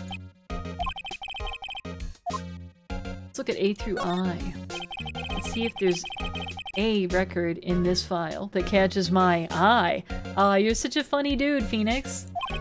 A, B, F, Misty Faye. That's Mia and Maya's mother. Should I take a look? Let's read it. I have tarnished the Faye name, leaving only these words, my mother vanished. I was determined to find the ones who made my mother blame herself in this way. Using the power that runs in my family, I held an audience with the dead. Finally, the names of two men surfaced. One was Marvin Grossberg, a lawyer who sold my mother's information for riches. The other was the man who sold that information to the press. This parasite, who makes his fortune on threats and coercion. His name is... The record stops there. So Mia knew Grossberg. Let's see if there's anything else in that third file, J through S.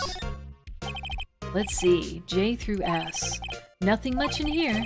Maybe I'll just skim some of this? Go ahead and skim it. Sigh. Well, no harm in flipping through a bit, I guess. The biggest part's here at the end in S. Suicide? Ew. She has a collection of suicide reports. There's politicians, policemen. There's writing on most of these in pencil. White. This is Mia's handwriting. Wait, I get it. Mia thought he was involved in these suicides. White drove them all to... I can use these newspaper clippings. Let's find the most disturbing one. Alright, so this is added to the record, an article about a politician's suicide. The word white is written in pencil at the top. Okay, sounds pretty good.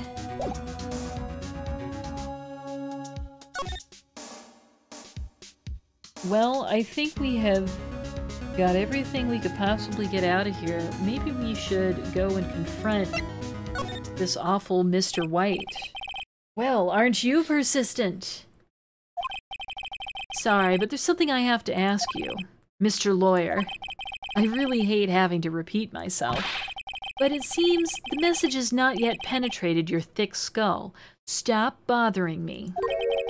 If you try my patience further, I fear a nasty accident may occur. Do I make myself clear? Transparent. Well, anything new to talk to him about? Let's ask him about blackmail. There's no point in asking someone this crooked a straight question. I need some evidence I can use as ammo. What's wrong? Is something stuck to my face? Why yes, there's my eyes, and my nose, and my mouth. But of course I jest. You need not restrain your mirth, my friend. It is okay to indulge my cosmopolitan sense of humor. I will not think less of you.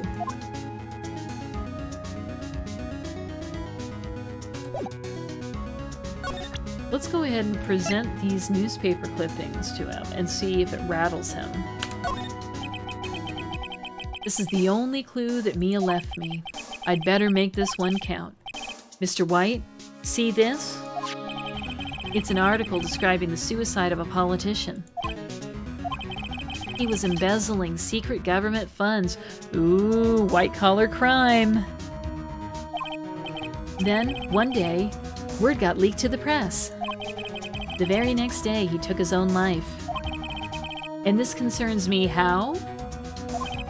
I found this article in Mia's office. Miss Mia? She had a file filled with articles like this. Every one of them was labeled with a single word. White. Mr. White, I know what you did to this politician. You were blackmailing him. Blackmail? Not just him either. You were threatening and coercing hundreds of others. You were involved in all the suicide cases that Mia investigated.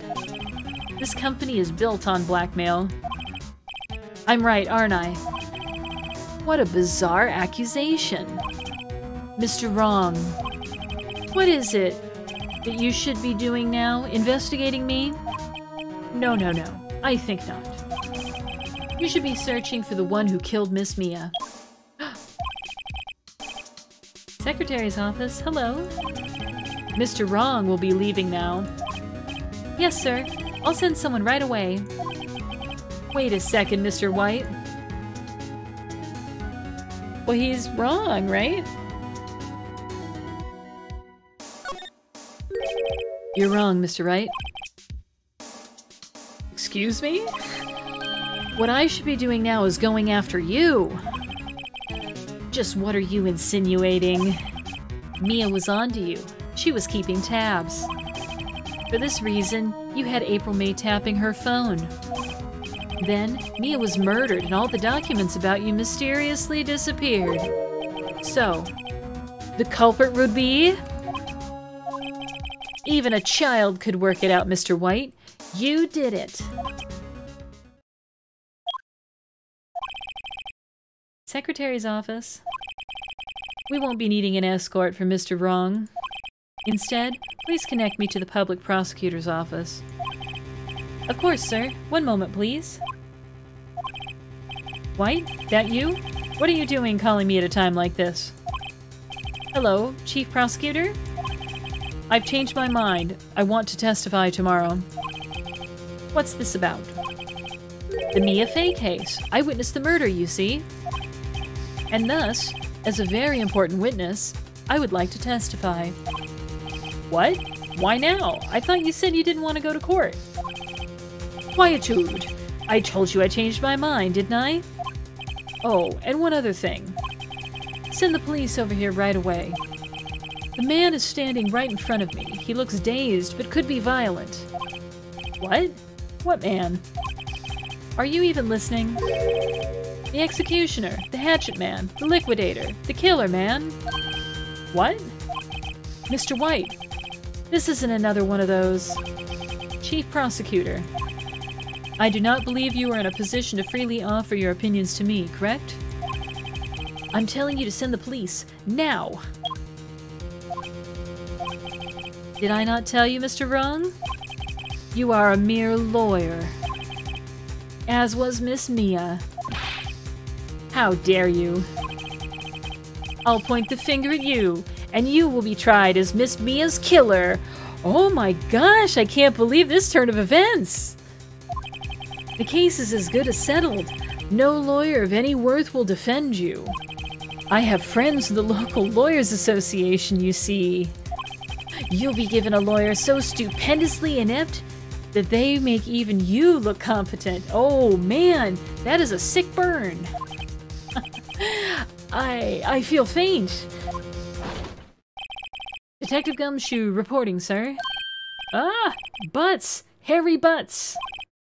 Wright, actually. Phoenix Wright. And my friend's name is Larry. Oh, right. Sorry, pal. Butts was that murderer, right? Detective Gumshoe, I present to you the man who killed Miss Mia Fey. What? Take this despicable human being into custody. Farewell, Mr. Wrong.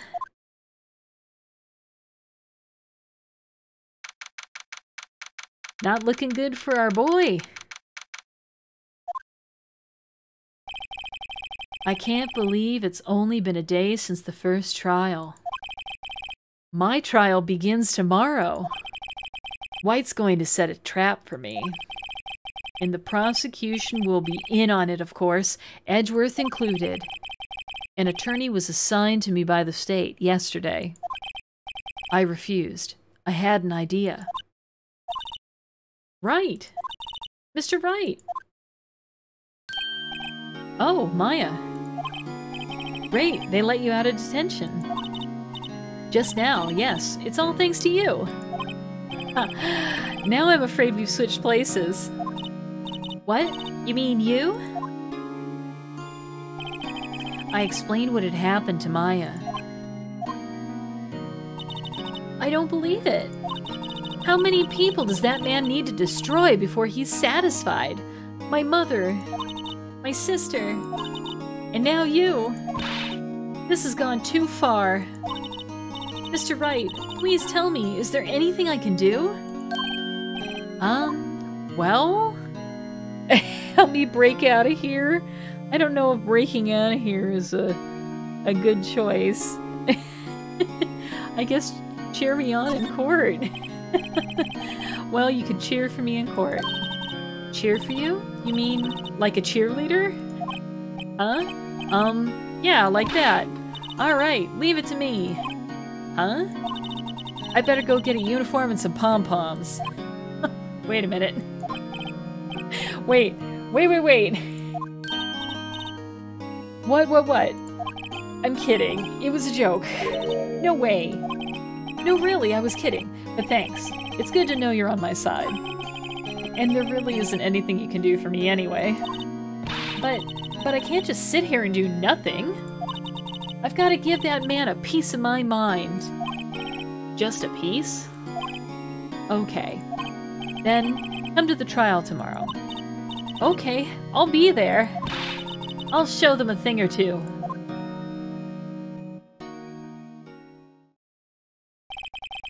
Times may change, yet with crime it's the same old story. In fact, it's gotten worse. Lengthy court proceedings are no longer realistic.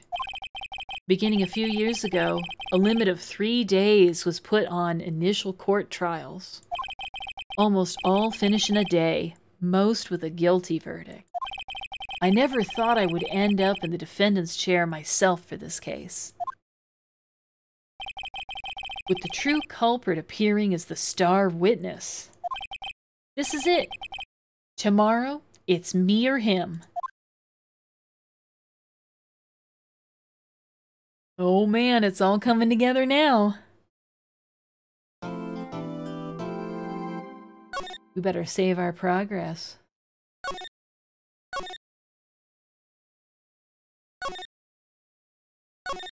All right.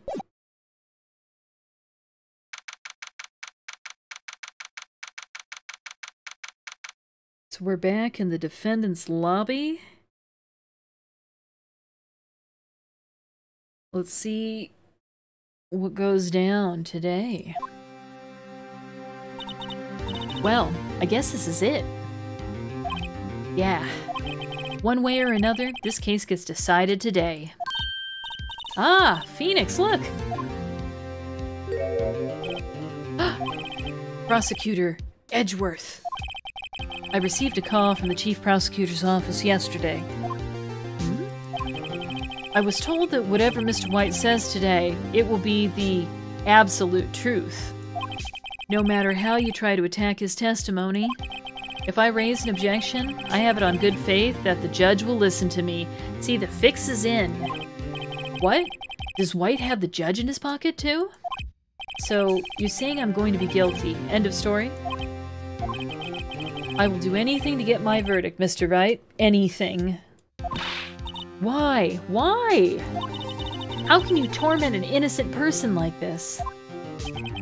Innocent? How can we know that? The guilty will always lie to avoid being found out.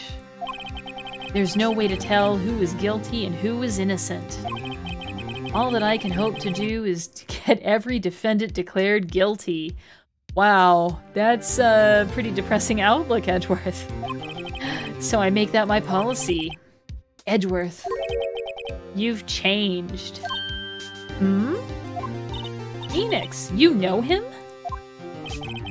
Don't expect any special treatment, Phoenix, right? Phoenix? Well, court will be starting soon. What? But wait! Your defense attorney isn't even here yet. They're not...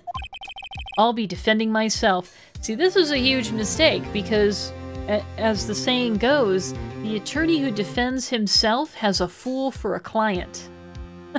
He definitely should have at least had that other attorney present. Alright.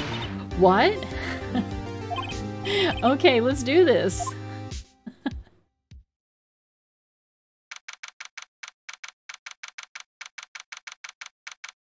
Alright, in the courtroom now.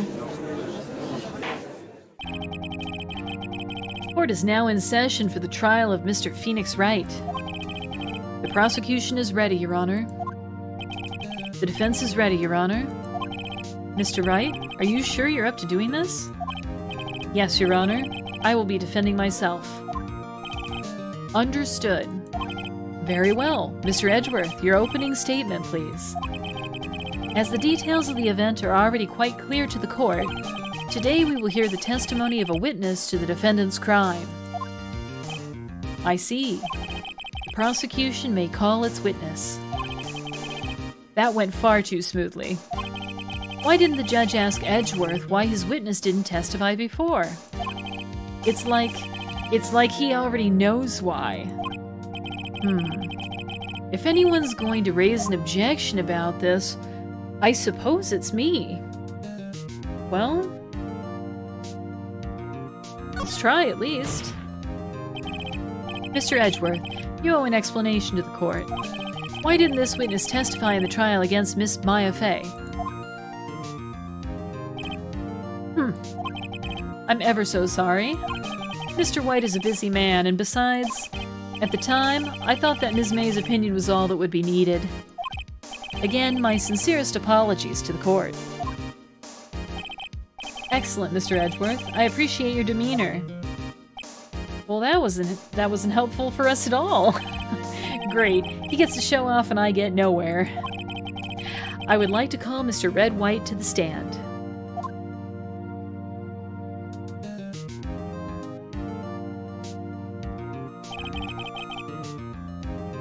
Please state your full name. You wish to know the title of my personage? Oh, look at all the bling. Your name? Yes, that is what I said. Oh dear, do my locutions confuse? Name! These two are great together. My name is Red White, but my friends called me Blanco Nino. I am the CEO, or to use a more common term, the president of Blue Corps. Did you know the victim, Miss Mia Fey? That would be a negatory. No, I did not. You were at the Gatewater Hotel the night of the murder? Correct. And you witnessed the murder from there? Ahem. Why tell you what you already know? Very well, Mr. White. You may begin your testimony. If I can't rip this guy's testimony apart, I'm done for. Why do I always feel like it's the end of the world and I'm the last man standing? Oh. I hope you've made your peace with God, Mr. Lawyer. Let him have it, Phoenix. Let's do this. Let's see, it was about 9 o'clock, I believe. I was quietly that's reading to you, some papers by the window. Then I heard a bedlam coming from outside. Surprised, I turned to look at the building across the way. It was then I saw him, a spiky-haired man attacking a woman with long hair. Needless to say, that man was none other than you, Mr. Lawyer. I called Miss May over at once. She, too, was flabbergasted, of course. The victim, she ran away, but you gave chase. Finally, there was a terrible impaction. Then it was all over. If things occurred as you testify, then I'm afraid the defendant is guilty. Very well, defendant. Mr. Wright? Your cross-examination. Yes, Your Honor. Alright, we gotta find something going on here. Let's see, it was about 9 o'clock, I believe. I was quietly reading to you, some papers by the window. Then I heard a bedlam coming from outside. Surprised, I turned to look at the building across the way. It was then I saw him, a spiky-haired man attacking a woman with long hair. Needless to say, that man was none other than you, Mr. Lawyer. I called Miss May over at once. She, too, was surprised, of course. The victim, she ran away, but you gave chase. Finally, there was a terrible impaction. Then it was all over.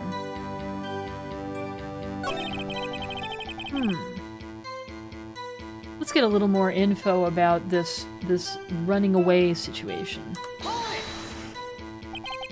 Can you be a little more detailed about that?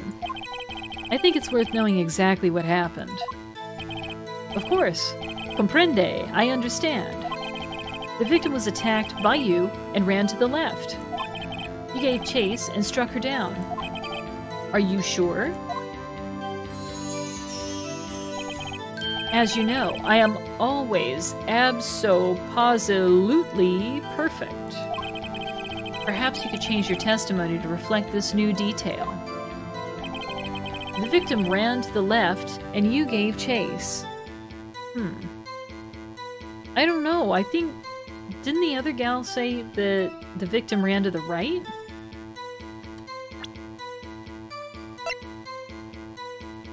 In May's testimony, the victim dodged an attack and then ran to the right, but she was caught and struck.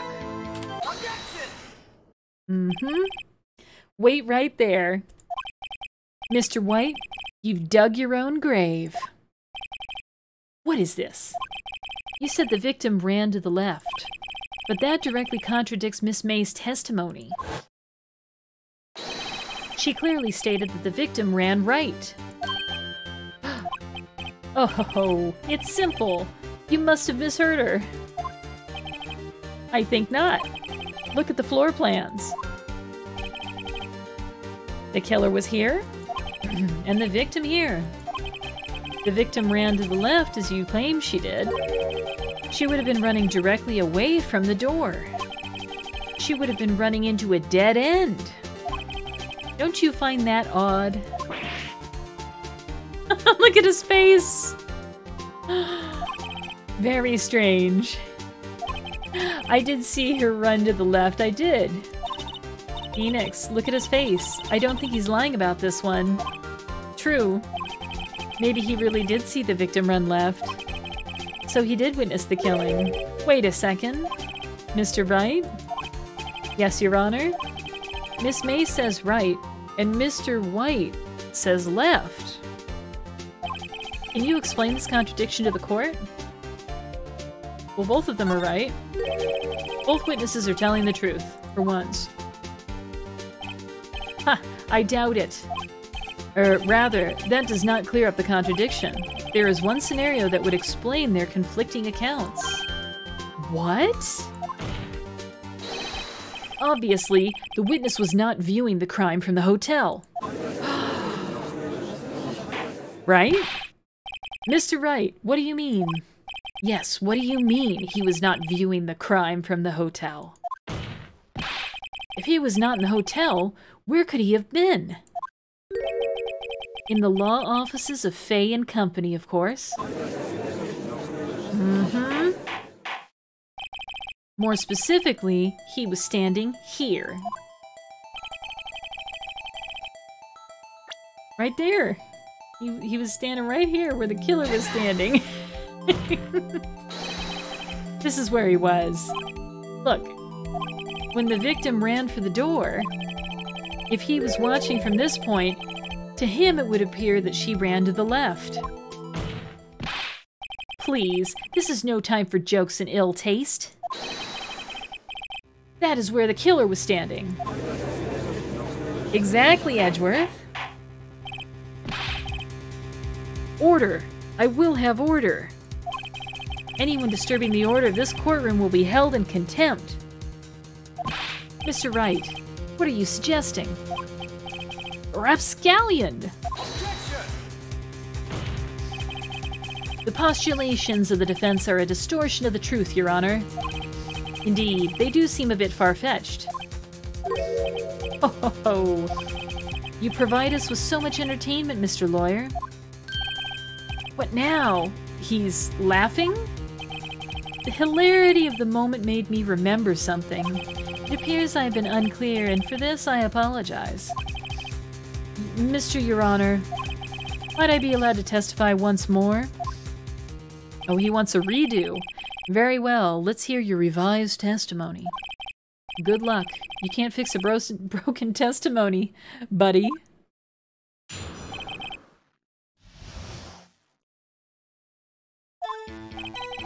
Miss May's testimony was correct, as was mine. When you assaulted the girl, she first ran to the left. And then you hit her savagely. That is what I saw. Next, with the last of her strength, she ran to the right. You chased her and delivered the final blow.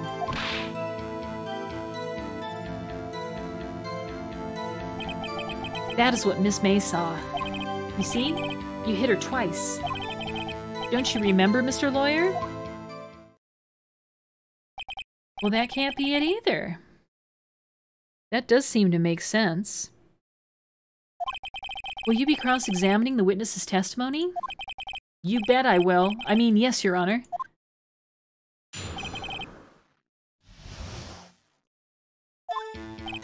Miss May's testimony was correct, as was mine. When you assaulted the girl, she first ran to the left, and then you hit her savagely. That is what I saw. Next, with the last of her strength, she ran to the right. You chased her and delivered the final blow. Well, this can't possibly be the case, because she died from a blow by a blunt object, right? A singular blow? Objection! Mr. White, the victim died from a single blow. That face again. That's pretty funny. What do you have to say to that?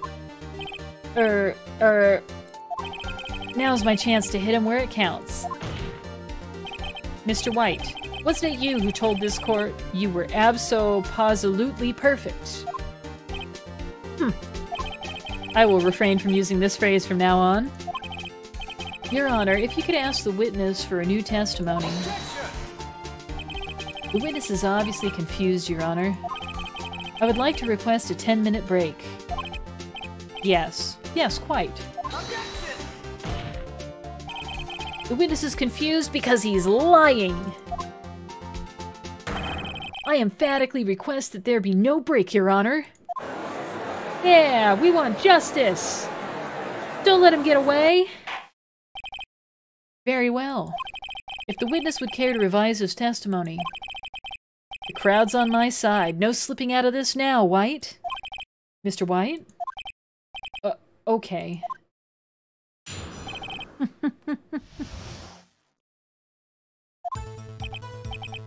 Well, see, I looked at the other window when I heard that thing fall. Then, the next moment, I saw Miss Mia run to the left. The killer, you, attacked her, but she dodged.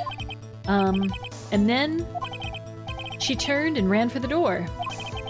Then you did her in with a single blow. Thwap!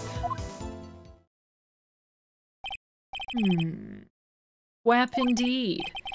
Very well. You may begin the cross-examination. Mr. Your Honor. My stomach, you see, it's hurting. Deal with it. This is almost over.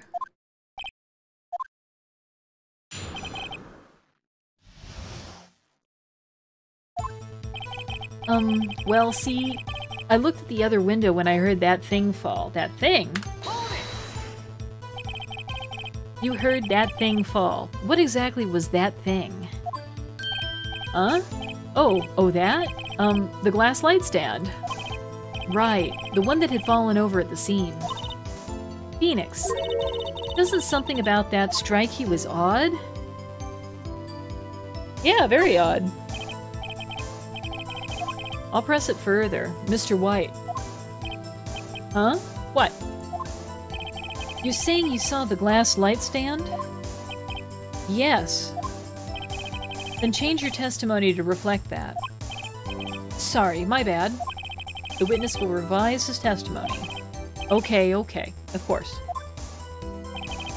A light stand was lying on the floor when I looked.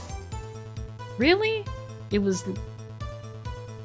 I mean, it was broken, it was shattered, right? Let's present the pieces of the light stand. Mr. White. It was impossible for you to have seen the light stand. What? There's that face again. The stand broke into pieces when it fell. Ooh. Just by seeing the broken pieces, you would have no idea it was a light stand. So tell me, exactly when was it that you saw the stand? Answer the question. Isn't it obvious? I saw the stand before it fell over.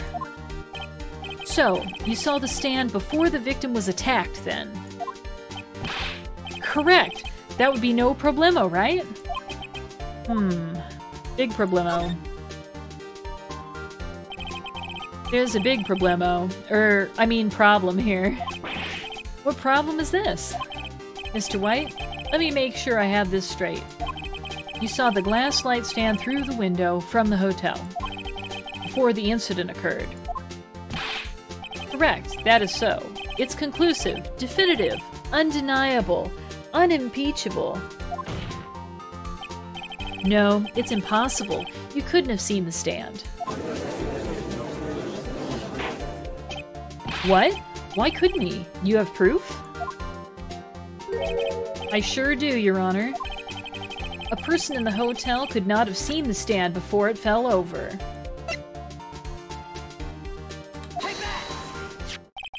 Look at this. These are the floor plans to the scene of the murder, yes? Correct, Your Honor. Now look. If you were to look through the window at the office, this is the area you'd be able to see. Right? The window is in the center, and the light stand was over here somewhere, right? Here. Well, note that the stand is not within the visible area. Well, Mr. White, what do you have to say to that? Ridiculosity? Mr. White, if you were in the Gatewater Hotel as you claim, you could not have seen the stand before it fell over. In fact, you wouldn't have been able to see it after it fell either.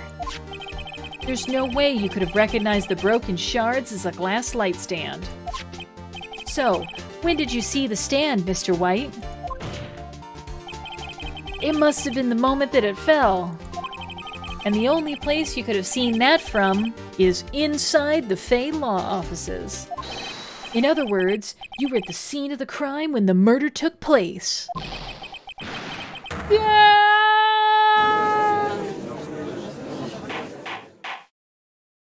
He big mad now.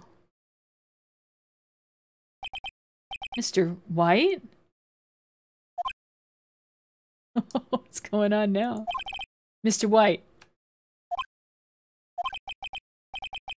You did it, didn't you? Mr. Your Honor. Miss Mia, looks like we're about to get our verdict. Objection! That's far enough, Phoenix Wright. What? I forgot about Edgeworth. Mr. White. I think the time has come. Shouldn't you confess your crime now, What? I said you should confess your crime. Ergo. Confess that you placed the wiretap. The wiretap? Oh. Order! Order! Mr. Edgeworth, explain to the court what you mean by this. Distinguished members of the court, Mr. White is slightly confused. Allow me to explain. I really don't like the way this is headed. Me neither. As you know, Mr. White is CEO of Blue Corps. He ordered his secretary, Miss April May, to tap the law offices of Miss Fay. What does that have to do, Your Honor? The question is, when was the wiretap placed in the office, and by who? No, you wouldn't. Mr. White, in order to place the wiretap, you entered Miss Fay's office. Am I correct? Correct. You are most correct, Miles. Uh-oh, I don't like this at all. Yes, in order to place the wiretap, I breached the Fay & Company law offices. That is when I saw that accursed light stand. Edgeworth? Now I'm confused. Please explain to the court what all this means, Mr. Edgeworth. Gladly, Your Honor. Mr. Phoenix Wright has made his position quite clear. He has determined that Mr. White knew the glass stand was in the office. He has shown that there was only one time Mr. White could have seen the stand. At the very moment of the murder. Thus, Mr. Wright would like you to believe that Mr. White was the murderer. I see. However, it is a fact that Mr. White had been to that office well before the murder took place. When he went to place the wiretap. He could have seen the glass light then. Ergo, Mr. Phoenix Wright's theory is revealed for the baseless conjecture it is. Oh, wow. Mr. White, you will testify to the court about this wiretapping. Ahem. Leave it to me. I feel faint.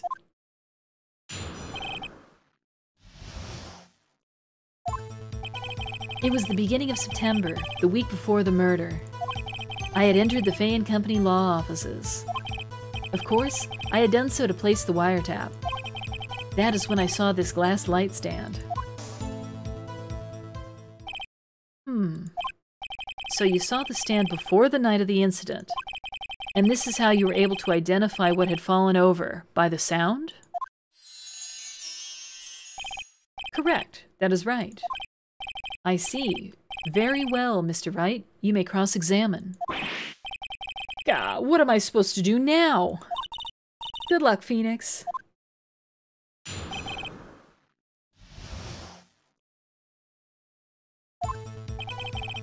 It was the beginning of September, the week before the murder. I had entered the Fay & Company law offices. Of course, I had done so to place the wiretap. That is when I saw this glass light stand.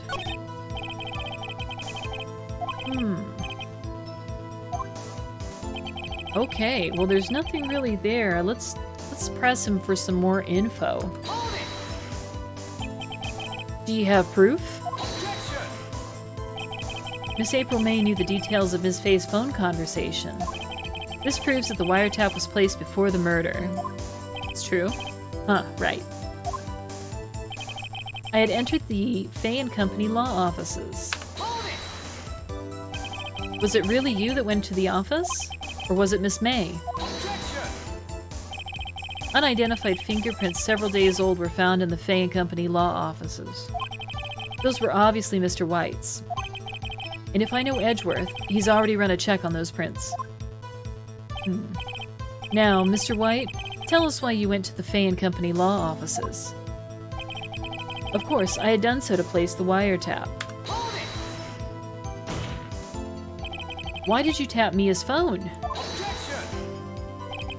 This has no bearing on the current case, Your Honor.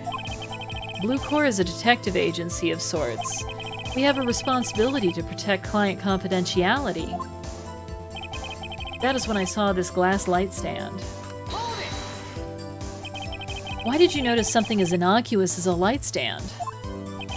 The light stand is made entirely out of glass. It was quite stylish, so I guess it made a lasting impression on me. Such a beauticious thing deserves attention, does it not? That is all. Well, what do I do now? I don't know.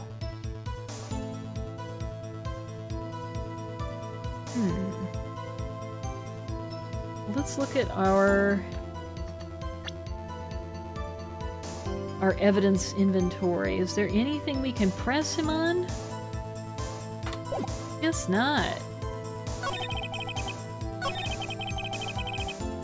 We could try presenting the wiretap, right?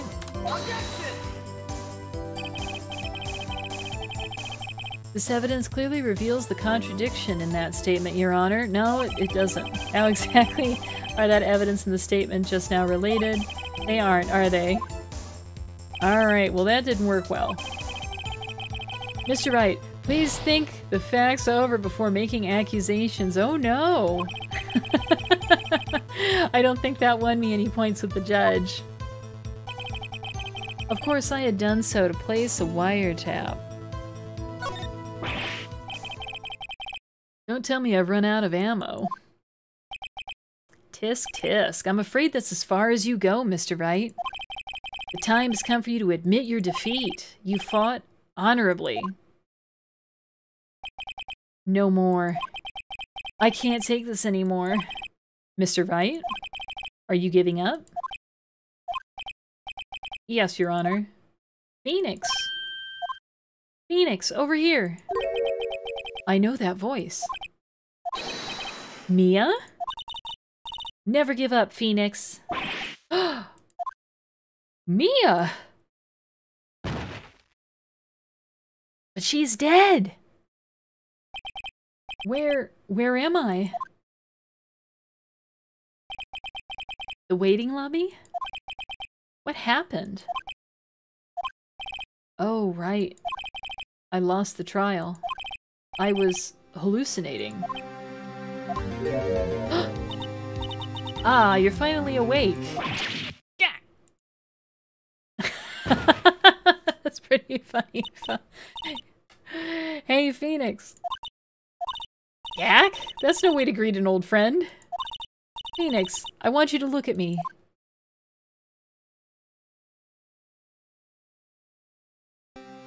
Oh. You're... Maya? Didn't you know the Fae women have strong psychic powers? When you accepted your defeat in court, it appears that was enough of a shock to awaken Maya's true powers. So, Maya is channeling you, Mia? That's right. I am Maya, but I'm also Mia. Now, I want you to listen to me, Phoenix. Maya never gave up. You can't either. That's what I came here to tell you. But we don't have much time, Phoenix. Now listen. You've already won. Huh? You have that receipt in the court record, right? Oh yeah, the one you wrote Maya on? Phoenix. Right. Wright wrote that, not me. So what do I do with it? Look at the front of the receipt. The front? It's a regular receipt. Looks like it's from a famous department store. $1,000. Wow, big spender. Item. Glass light stand. Date of purchase. September 4th. She bought it on September 4th. That's right, Phoenix. I bought the stand the day before I was killed. Whoa. Now what did Mr. White say in his testimony? It was the beginning of September, the week before the murder. He was lying. He said he saw the stand the week before the murder. There you go. I think the court is about to reconvene. Go do it, Phoenix. You know you're innocent. Now you just have to prove it. Right. Receipt updated in the court record. Alright. Date of purchase is the day before the murder. Well, this ought to do it for us, right? Okay. Back in the courtroom. Court will now reconvene for the trial of Mr. Phoenix Wright. Is the defendant... Rather, are you all right, Mr. Wright? Yes. Sorry, Your Honor. I'm fine now. Then, let's start where we left off. Your Honor, there's nothing to go back to. The cross-examination of Mr. White is finished. All that is required now is for you to pass judgment on the defendant, Phoenix Wright. Your Honor, please, give me one more chance. I promise you, this is the last time I'll ask you. But, as Mr. Edgeworth has noted, the trial is more or less finished. Mr. Edgeworth, do you have an opinion on this matter? I say, let us give Mr. Phoenix Wright his last chance. Very well. You may begin your cross-examination. This is our last chance. It was the beginning of September, the week before the murder. I had entered the Fay & Company law offices. Of course, I had done so to place the wiretap. That is when I saw this glass light stand. Alright, well we know that that really can't be true, huh? So, I don't know, I guess we should just, shove this receipt in his face, right? Alright. Let's present this. Look closely at this. See the word Maya written in blood? You're grasping. I think not. Look at the other side of the receipt. The other side? Your Honor, would you tell the court what is written on the other side of that receipt? Well, a glass light stand. And the date of purchase? Why, that's the day before the murder. Yeah, you see? Mr. White. When you allegedly entered Fay & Company law offices at the beginning of September,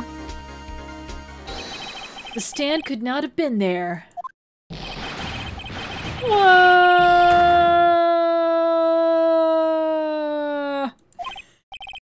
Well, Mr. White? Can't get out of this one, can you?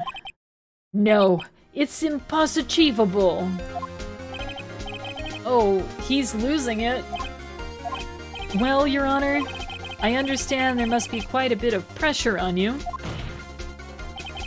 But I think you'll agree you can't judge me guilty under these circumstances. Very well.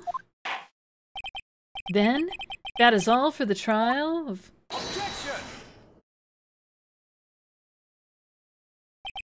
Not so fast, Phoenix Wright. Eh? What? No way! No way can he worm his way out of this one. Oh wait, I forgot. It's Edgeworth. There is a certain thread of logic to the defendant's claims. However, there is no concrete proof that Phoenix Wright is innocent. Ergo, I would like to request one more day before Phoenix Wright is granted his freedom. I need time to make one more inquiry into this matter. Another inquiry? This isn't going to be another one of these updated autopsy reports. This guy just makes up evidence as he pleases. This is bad. Well, I mean, I don't like this, right? Let's object to it. Mr. White's guilt is obvious. There's no need to prolong this trial any further. Well, Mr. Edgeworth? If anyone is going to call Mr. White to trial, it would be me, the prosecution. I need a day to ascertain whether these new claims have any basis in factual evidence. I see. Objection denied. What? The completion of the trial of Mr. Phoenix Wright will be postponed until tomorrow. No, there's no telling what will happen if I can't end this now. Edgeworth is sure to come up with or just make up something. And after Mia showed up to help me and all. Mr. Your Honor, may I go home? Of course. Thank you for your time. Gah! The witness will stay. Mia! Phoenix. Read this note out loud. Mia? What's this? A list of people's names in Mia's handwriting. Okay. Your Honor, if I may? You're quite persistent today, Mr. Wright. You bet I am. My life is riding on this one. I have something I would like to read to the court.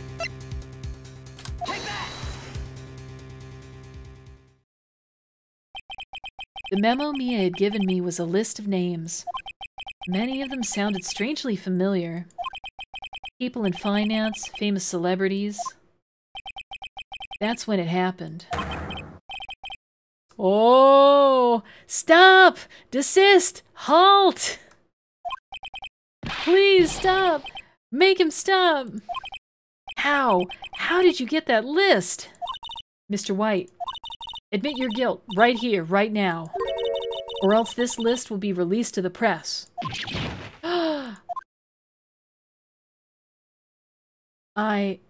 I confess. I confess. I did it. I hit her. I hit Miss Mia with the thinker.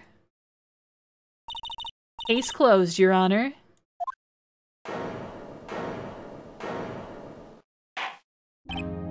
Well, I see no reason to continue this trial.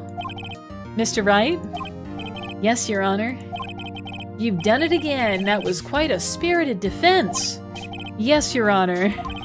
I guess you could say that, if only you knew how spirited it was. That's true. Well, this court finds the defense, rather the defendant, Mr. Phoenix Wright.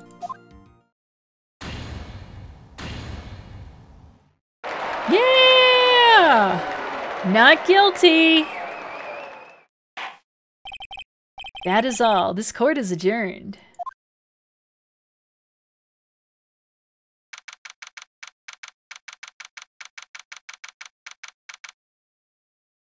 Alright, back to the defendant's lobby. Alright, well I think this is a good time for us to save our game and wrap up. So thank you so much for joining me. More Phoenix Wright today and to come. I hope you have a great rest of your Sunday night and take it easy. See you next time.